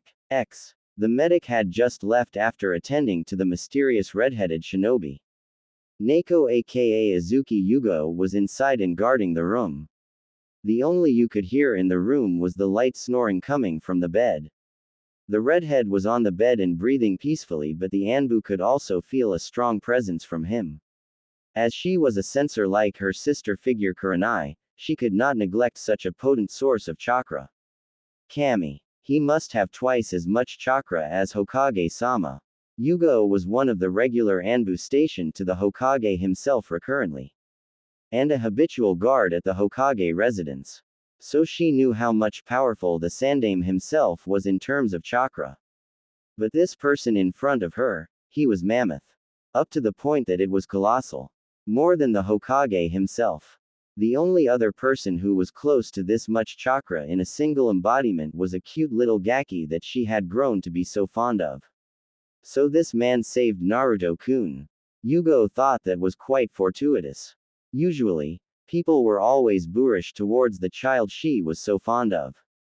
Some people even went as far as attacking the child when he was little. That was when Yugao had to arbitrate at first, as she pledged herself as an Anbu to always serve and protect irrespective of creed. So she was protection detail a couple of times for the child. That was before the incident at the orphanage. Fortuitously, Yugao was the one who found the blonde after he got kicked out. He was unconscious in an alley in a small hut after he got kicked out. When she saw the state of the boy, her heart shattered. The boy was so visibly malnourished, his bones were prominent. She took him home, gave him a bath, dressed him up. Naruto was unconscious the whole time due to the extent of his exhaustion. When she pulled him out of the bath, she held him to her chest to carry him, which made her broke down in tears yet again. The boy was so devoid of human contact that he clung to her and would not let go. When she tried to pull away, he started subsuming whimpers. Her heart softened, which was very unlike her. If you asked her colleagues in Anbu, they would tell you that she was as stiff as a rock, all work and no fun. It was so unusual for her, but she saw firsthand how a child was being targeted for something that was out of his control. Being the target of false propaganda. Someone so little, so innocent. He did not deserve it. Not even a bit of it. So she let him stay the night with her. The cute Gaki slept soundly after what seemed like his whole life so far. She notified the Hokage via one of her colleagues. The next day some civilians and the Hokage himself suffered Yugo's wrath. After the incident, Yugao always kept an eye on Naruto, in the shadows. Always made sure he was provided for. Practically threatened the Hokage to provide Naruto a home, which he planned to anyways, but Yugao was assertive and the Hokage knew better than to piss off an already pissed off woman. Stocked his supply of ramen from time to time. Applied some fuan seals on his apartment to fend off mobs. She wanted to adopt Naruto, but the Hokage would not let her, saying it was dangerous for an Anbu to raise a child. Which made sense. And told her to keep her distance until he was made a chunin, ultimately when Naruto was old enough, because it would lead to him becoming too attached and also compromise her duty as an Anbu. So Yugao relented after much hesitation. She also suspected that there was something that the Hokage was not telling her but shook it off. So it struck as quite the stupefaction that someone would save Naruto-kun, to her. The only handful of people which were good to the blonde that she knew of were, somehow Kakashi-senpai, Hokage-sama, Kurenai, Anko-chan and a cute lavender-haired girl who used to follow him around from what Yugao saw. They're so cute together are. While Yugao was gushing about pairing young Gakis together, the redhead stirred in his sleep. Wrinkled his nose a bit, then started snoring again. Yugao giggled at the sight. Heavy sleeper, huh? She made her way over to the redhead. He looked so peaceful other than the occasional snoring, the shinobi was unmoving. The only slight progression was his chest moving, indicating that he was breathing normally, and of course, the snoring. The most noticeable thing on the redhead was his scars. They were quite prominent and visible. Yugao thought it made him look quite sexy in her opinion. She always was for virile attributes. But then again, which woman isn't? She concluded to appease the butterflies in her stomach. Now Yugao was a woman of virtue and dignity. She took her duties earnestly. Even her childhood friend Hayate, who had a crush on her, still does, said that she was so driven, up to that it was deranged how much work she did. So for her to start a relationship with someone, she would do so with commitment and devoutness. That was probably the reason why she was still celibate. Even her sister figures Anko and Kurenai were like that. She started tracing her hands on the redhead's scars. She did not know what made her do that. Some of those scars looked quite familiar. The revelation quickly came to mind which shocked Yugao. Their kenjutsu slashes. Her hand involuntarily went to her abdominal region, next to her solar plexus. It was her worst scar. It made her feel very insecure about herself, so she hid it from everyone and never let anyone see it. Not even Kurenai or Anko. She quickly shook those feelings off and focused on the person in front of her. He must have trained himself into the ground. She used her fingers to trace a particular scar which made the redhead stir a bit. Her fingers must be cold. Yugao pulled her hand back and clenched her teeth nervously.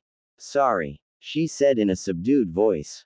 Once she was sure he was in dreamland, she went back to her, fondling. Is that what it was? She did not fathom that she was feeling up the shinobi's muscles now instead of comparing scars. Works out a lot too. I bet Anko-chan would have a field day with you. She was so preoccupied with what she was doing that she did not even notice the Hokage walk inside the room. Ahem. Yugao once again banged her head on the table and groaned, why? Still stuck on how you felt up the guy in front of our esteemed leader. Shut up. How many times do I have to explain it to you? I did not fondle the guy. I was just looking over his scars. Yugao whispered the last part at the end. The woman laughed rather boisterously. Keep telling yourself that, Yugao. Yugao groaned. What are you doing here, Anko? Sitting in of Yugao was Mitarashi Anko. Light brown pupil-less eyes. Spiky violet hair tied in a ponytail. Clad in her beige trench coat, wearing nothing but a mesh bodysuit underneath.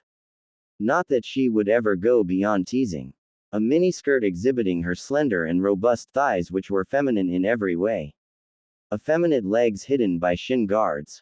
A shinobi's perfect wet dream but deadly as a serpent when condign. Anko looked towards Yugao with her signature smirk, isn't it obvious? Figures. And where did the Chan go when you called my name? Anko pouted adorably which Yugao would have swooned at but was not in the mood for, even a little bit. Why you accused me of such wanton acts? What did you expect? A cookie? Oh come on, Yugao. There's no shame in admitting that you snuck a feel on the guy. Pretty lucky bastard though, getting Izuki Yugao to do something as vulgar as sneaking a feel, and especially when the guy was unconscious. She emphasized on the vulgar part with her cheeky grin. Yugao blushed a deeper shade of red at what was implied, off. Anko laughed and held up her hands in defeat. She gestured the waiter to bring 2 plates of dango that she loved. Okay, I'm sorry. You still haven't told me the whole story though. Spill. Yugao sighed. I already told you that I was guarding him. The man was gravely injured, Anko-chan. He had acute trauma in multiple places from what I could see. He should be bedridden for a few days, at least. That doesn't explain why you talked about a person of the opposite gender for more than 10 seconds. It's not that rare. And besides, the man saved Naruto-kun, Anko. Who? Whiskers. I thought you and the old man were the ones who saved the shrimp and took care of that silver-haired. Anko emphasized by standing and slamming her hands on the table. Shish. Keep it down. Yugao gestured with her hands after the stares they got. She continued, that's not what happened. When we got there, Naruto-kun was safe. And the shinobi who saved him was unconscious. The Hokage ordered us to take him to the hospital. Oh, Yugao smirked. Time for a little payback. She leaned over the table close to Anko's face which made Anko pull back with a nervous look. Why are you looking at me like that? It's just so cute. Yugao gushed even more so than usual which seemed to annoy the hell out of Anko. I don't get what the hell you mean. And she doesn't even realize how much worried she was for little Naru-chan. Yugao faked swooned which was working because Anko was getting really frustrated now.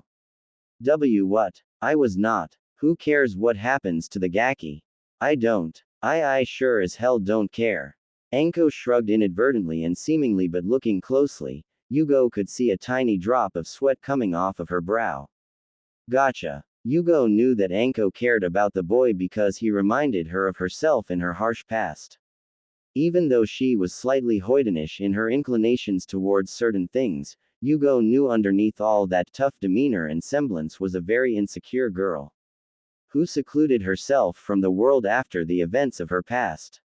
It was a tough shell to break, even for her, and even then there was some mitigation left. Not that Yugao could blame her.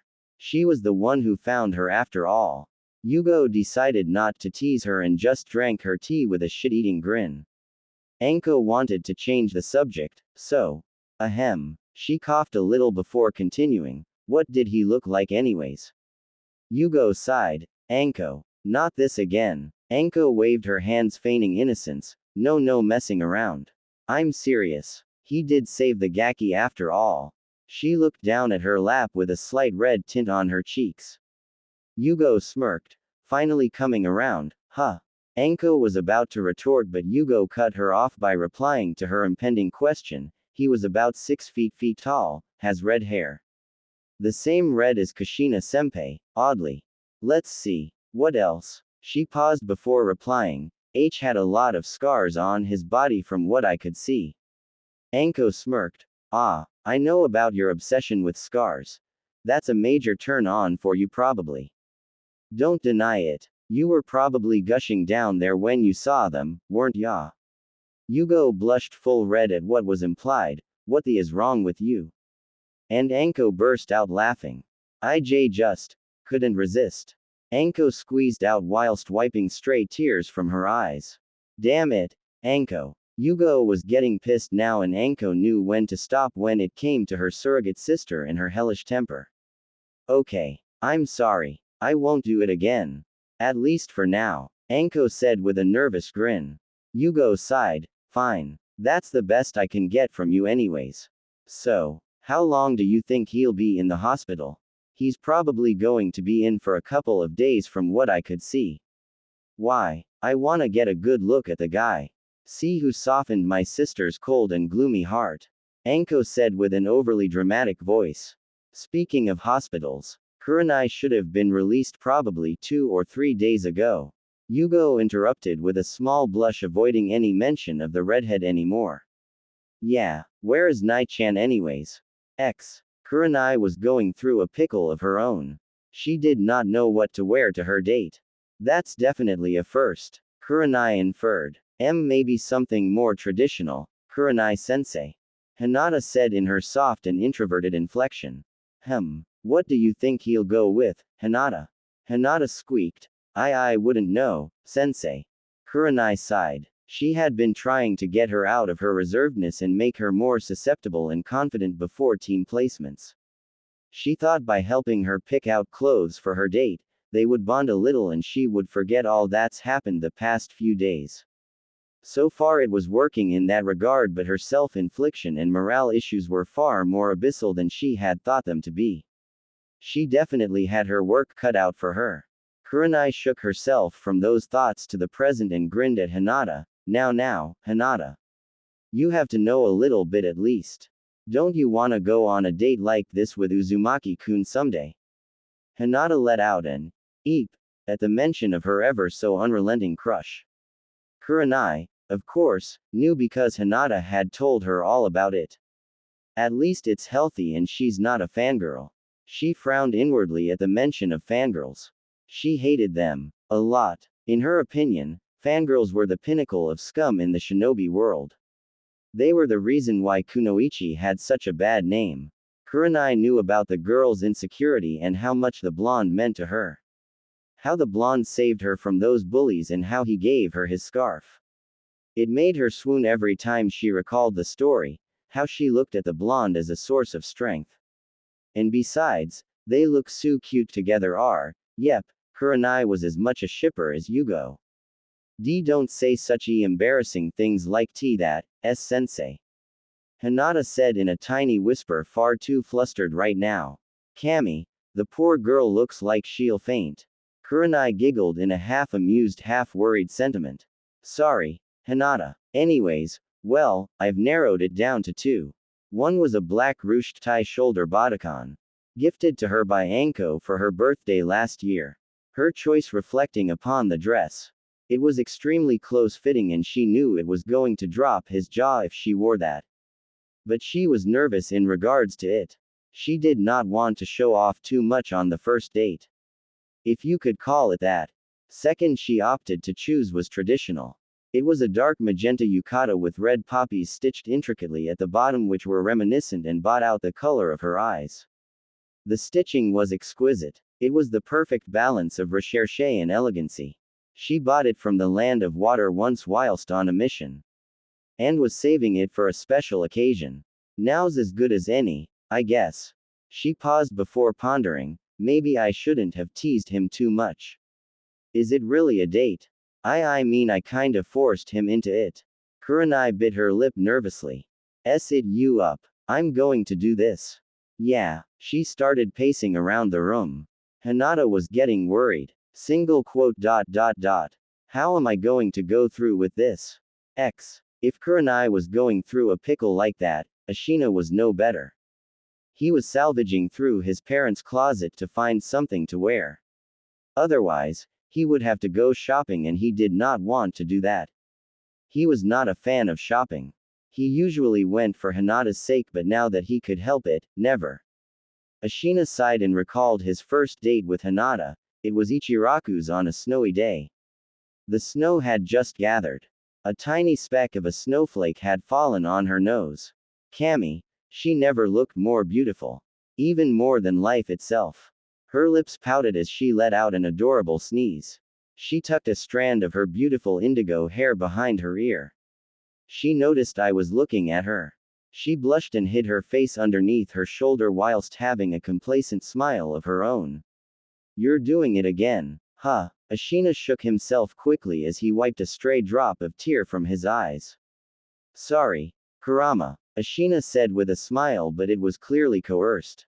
The fox sighed as it rested its head on its imposing paws. I meant what I said, Kit. What we talked about. You need to let go. I'm trying, Kurama, but I feel like I'm doing something wrong. I might have messed around during the war, but that was just lust clouding my sentiments. This is real. This can turn into something more. I feel like I'm dishonoring her somehow. I'm just not comfortable with this. Think of it as this way. How would the shy Hyuga feel like knowing you were hurting yourself? Do you think that she would want that for you? Of course not. Just think about that. The fox, clearly having said what it wanted to, closed its eyes and went back to its nap. Ashina paid no mind and continued, and it would be unfair to Kurenai-chan. Maybe it isn't a date. She kinda just forced me into it, which is kinda my own fault. But she called it a date. So maybe it is. Ashina waited for the fox to respond. Kurama. Furball. Oi. The fox started to subsume snoring. Whether he was pretending to do so was unperceived. Ashina sighed. Lazy bastard. It's up to me then, I guess. Kurenai was getting slightly anxious now. She did not know when exactly her supposed date was going to arrive. She had prepared over an hour ago. Even though it was just 6:30. They did not exactly decide what time they were going out. Kurenai was fidgeting nervously a bit. Luckily Hinata arrived carrying a tray. I made some tea, Kurenai-sensei. Oh, thank you, Hinata. Kurenai said a bit too enthusiastically. Are you alright, sensei? What? Kurenai said to no one in particular. She suddenly realized that Hinata had asked her that. Oh, I'm fine. Yep. Nothing wrong here. I'm stressed as. What do you think? Kurenai covered her incommodious thoughts by giving a nervous smile which creeped Hinata out. Normally sensei is so confident and dauntless. This is so unlike her. Hinata pondered. Is going on a date actually that stressful? I'm sure Naruto-kun will be much better than the man sensei's going out with. She contemplated what she had just said. What? She covered her mouth with her hands in a paw-like bearing while wiggling her face adorably with a healthy blush. Kurenai saw and smirked. She was used to this level of internal squealing that Hinata fought against her innate Hyuga demeanor. Anko called her bipolar, and got a nasty genjutsu kindly in return. Kurenai was pondering with a smug expression when the door suddenly knocked. Hinata. Hi, sensei. Sorry, but can you please answer the door? Kurenai asked with an expression that screamed desperation. Hinata seemed to understand what her sensei wanted to do and nodded. Kurenai mouthed, "Thank you," and shunshined quickly to her room to wrap things up. Hinata made her way to the door and opened it. "See, can I help you?" Ashina was standing there with a flabbergasted expression. He was not ready for this. Anyo. Ashina chuckled internally with a slightly doleful recalling, "She's just as adorably embarrassing as I remember her." Ashina suddenly cleared his throat and gave a small bow. "Konbanwa, Hinata-chan. I'm here to pick up Kurenai-san for our date," said the strange man with azure eyes, which kind of reminded her of Naruto-kun. Hinata was a little confounded that this man referred to her with such an affectionate honorific. "Do I know you, Ni-san?" Hinata asked inquisitively. Ashina smiled. "No, but you will in a couple of days from now." Hinata was curious what the redhead meant by that, but before she could ask more, ahem.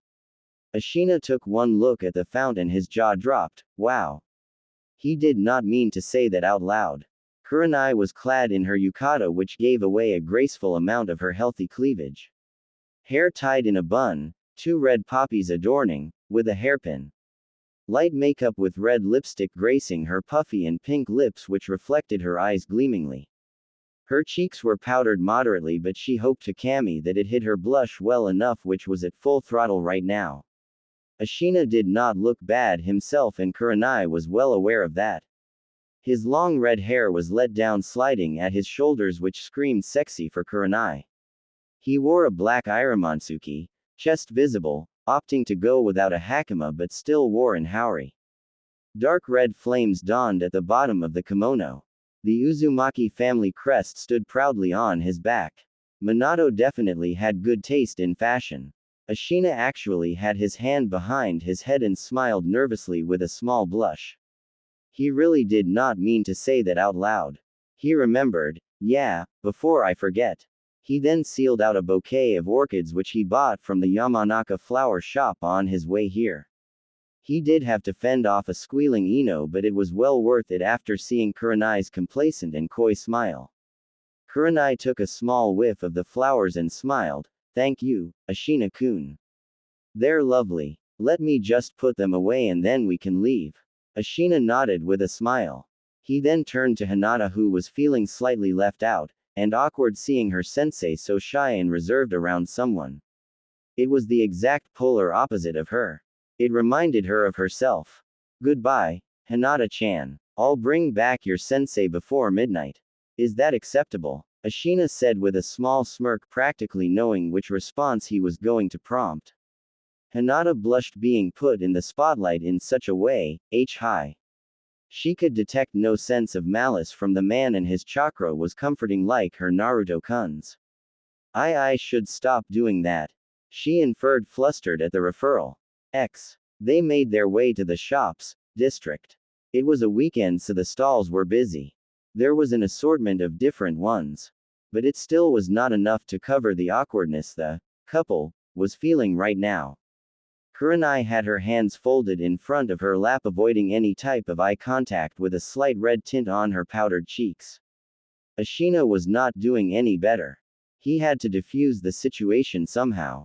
Maybe ramen. Idiot. Ashina palmed his forehead, which startled Kurenai. Ashina realized what he had done. "I'm sorry, Kurenai-chan." He sighed deeply before saying, I'm not being a good date, am I?" Kurenai's expression changed, one of shock, and no. "No. It's not your fault. It's mine. I forced you into it. I'm the one who should be apologizing." She did not know when she had grabbed his hand in the midst of it. When she finally noticed, she gasped and pulled away with a heavy blush. Ashina also blushed and looked away. Apparently, Kurenai's discordant behavior was affecting him. He was the center of female attention during the war in his timeline. Especially in his later years before he became Hokage. So it was not unusual for him. But Kurenai was not just an ordinary person. She was eminent and renowned not just for her unparalleled beauty but also for her skill as a kunoichi. And most importantly, as a sensei. Granted, she still was not introduced to the role in this particular timeline yet, but she was a general badass in Ashina's opinion. He recalled his discussion with Kurama, the furball's right. I can't keep doing this to myself. I need to let go. Ashina cleared his throat with his blush clearly visible, which made Kurenai feel some sort of triumphal even though she was incredibly embarrassed how she had behaved around him. She cut him off by saying, "You don't have to say it, Ashina-kun." She stopped abruptly when she felt a finger on her lips. It's okay, Kurenai-chan. I wanted to come. I never would have agreed if I didn't want to. Ashina said with a smile which made Kurenai feel that particular warmth again. Let's just relax, enjoy the night and try to have a conversation. See where it leads us. Is that okay? He spoke with a soft tone. Ashina then held out his arm for Kurenai to take, which she gladly took with a smile. Lead the way, Ashina-kun. They made way to the game stands. The stalls were bustling with shinobi and civilians alike. There was a variety of games to choose from. All the classics were available. Dart throwing, ring tossing and all the like. Kurenai walked them over to a particular one. How about this one? I'll go first. It was dart throwing. But there were blunt kunai instead of darts. Kurenai always had a slight competitiveness to her. She turned to Ashina with a sly grin. Best 2 out of 3. Ashina gave her a smirk of his own. You're on. And it was at this moment that he knew, he had up. Kurenai was deadly accurate. She hit 9 out of 10 targets dead in the center unwavering. It was sexy as, and surprisingly difficult. The vendor was a retired shinobi, so he was using chakra to move the targets irregularly using a chakra utilizing device. Apparently, it was brought in from the land of snow. That's, damn, will you stop watching us? It kind of feels weird. Why should I? It's the only entertainment I get down here. Kurama stated with a snobbish tone. You have a point there, but don't be there when we, ya know. Kurama grinned. What? You plan to consummate your relationship, Kit? What? N no. How can you even say that? Ashina stated with a heavy blush. Kurama kept his shit-eating grin, so Ashina groaned. I meant when we talk or something, you perverted furball. Sure. But you better not lose this game even if it is just for amusement. Establish dominancy antecedently, and you shall be rewarded as she will reap your seed. Okay. He covered his ears. I'm just going to pretend I didn't hear that. Ashina tuned him out after that. Think you can do better? Kurenai inferred teasingly. Ashina grinned. Oh, I know I can do better. He then proceeded to hit all 10 of the targets dead in the center, which made Kurenai all the more amped and slightly pissed. So he's not gonna back off just cause I'm his date. I'll show his sexy tan why they call me the Genjutsu mistress of Konoha. It went back and forth between Ashina and Kurenai on whom got the upper hand. Kurenai using Genjutsu to conceal the targets. Ashina using his wind release to amplify his thrusts and obviously negating the Genjutsu ineffective. It was difficult already as it was with the targets moving. The odds were stacked as 9 to 10 with Ashina having the upper hand. Last one, Ashina thought with a smirk. He propelled his wind chakra onto the kunai. Just as he was about to throw, he looked to see what Kurenai was doing and his smile immediately dropped. Oh no. Kurenai had an adorable frown with a pout. Ashina knew from his experience with the opposite gender was that it was not a good sign and he was going to regret it if he did not resign himself. He sighed and then threw his kunai. The blunted blade missed by just a meter from the designated target. The vendor himself was rooting for Ashina. He patted his back. Tough luck, Yaki. Yeah, tough luck, the redhead thought with a depressed sigh. He suddenly felt something warm and wet against his cheek, but the sensation left as soon as he felt it. Then a soft and dainty hand grasped his cheek. I appreciate what you did, Ashina-kun. But please, never do that again. Kurenai said with an intimidating tone which put Kurama to shame.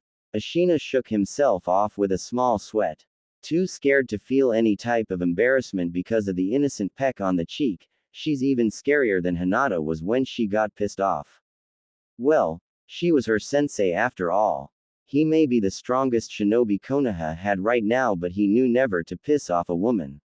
A common occurrence, really. It's so cute. Kurenai gushed whilst holding a plushy teddy bear and hugging it. Ashina chuckled at her behavior. Women really were an enigma. They were taking a walk through Senju Park. Kurenai had her arm wrapped around Ashina's. They were enjoying the tranquil semblance until Ashina broke the silence. So tell me about yourself, Kurenai-chan. What are your hopes, your plans for the future? Nobody's ever asked me that before. I guess I want to change the general perspective people have in regards to kunoichi, you know. I don't want to come off like a feminist, but I think the perception people have of us needs to be changed. Fangirls definitely need to be annihilated. She said with a smirk which made Ashina laugh. She continued, I know it's dangerous for us, especially with the way kunoichi are treated if captured. Kami, I can't even begin to fathom it. She said the last part with a horripilation which made her rub her arms over. I understand the risks. But that's the world we live in, Kurenai. It's the harsh truth. It's ed up, and we can't change it. But we certainly can adapt to it. Train harder, Kurenai. Train and become the best version of yourself. That way you can make a difference, and your words will mean something. They will matter. Ashina said with a smile which made Kurenai's heart flutter. These were all unfamiliar sentiments she was going through. She wondered why it felt so right to be in the redhead's company when she knew they had just met a few days ago. Kurenai did not know what came over her, but she suddenly leapt and kissed the redhead on the lips. It was such an unfamiliar feeling. His lips were warm and soft. They made her feel tingly and dazed all of a sudden. She wanted more. She suddenly felt surprised when strong arms wrapped around her back and a chiseled chest pressed against her own firm cleavage. Kurenai became instantly overwhelmed. Her eyes snapped open when she felt his tongue slide against her lips asking for entry. She was in such a daze that she did not realize that she had granted entry to the foreign appendage. She couldn't believe how amazing it felt to kiss someone. The combined taste, the smell. It was intoxicating. She definitely tasted ramen. Her core was apparently being affected too. Her panties felt slightly soaked. That was her wake-up call. She definitely needed to stop now. Kurenai pulled away and she saw that her arms were wrapped around the redhead's neck. She did not remember when that happened. She was panting and so was he. Lips swollen and eyes lidded. That was, my first kiss. She said in almost a whisper sheepishly. Ashina smirked. Oh, a natural, huh? Kurenai blushed and hid her face under his shoulder. They both stayed like that for a few moments, basking in the comfort of one another. Both wondering why it just felt just right, holding each other. So how do you want to proceed with us? Ashina asked, breaking the silence. Kurenai lifted her head from his shoulder but still wouldn't look him in the eyes. I would rather we take things slow. I'm not ready for people knowing about us. It's mostly due to Anko and Yugao. She sighed internally at the end and hoped to Kami that he would understand.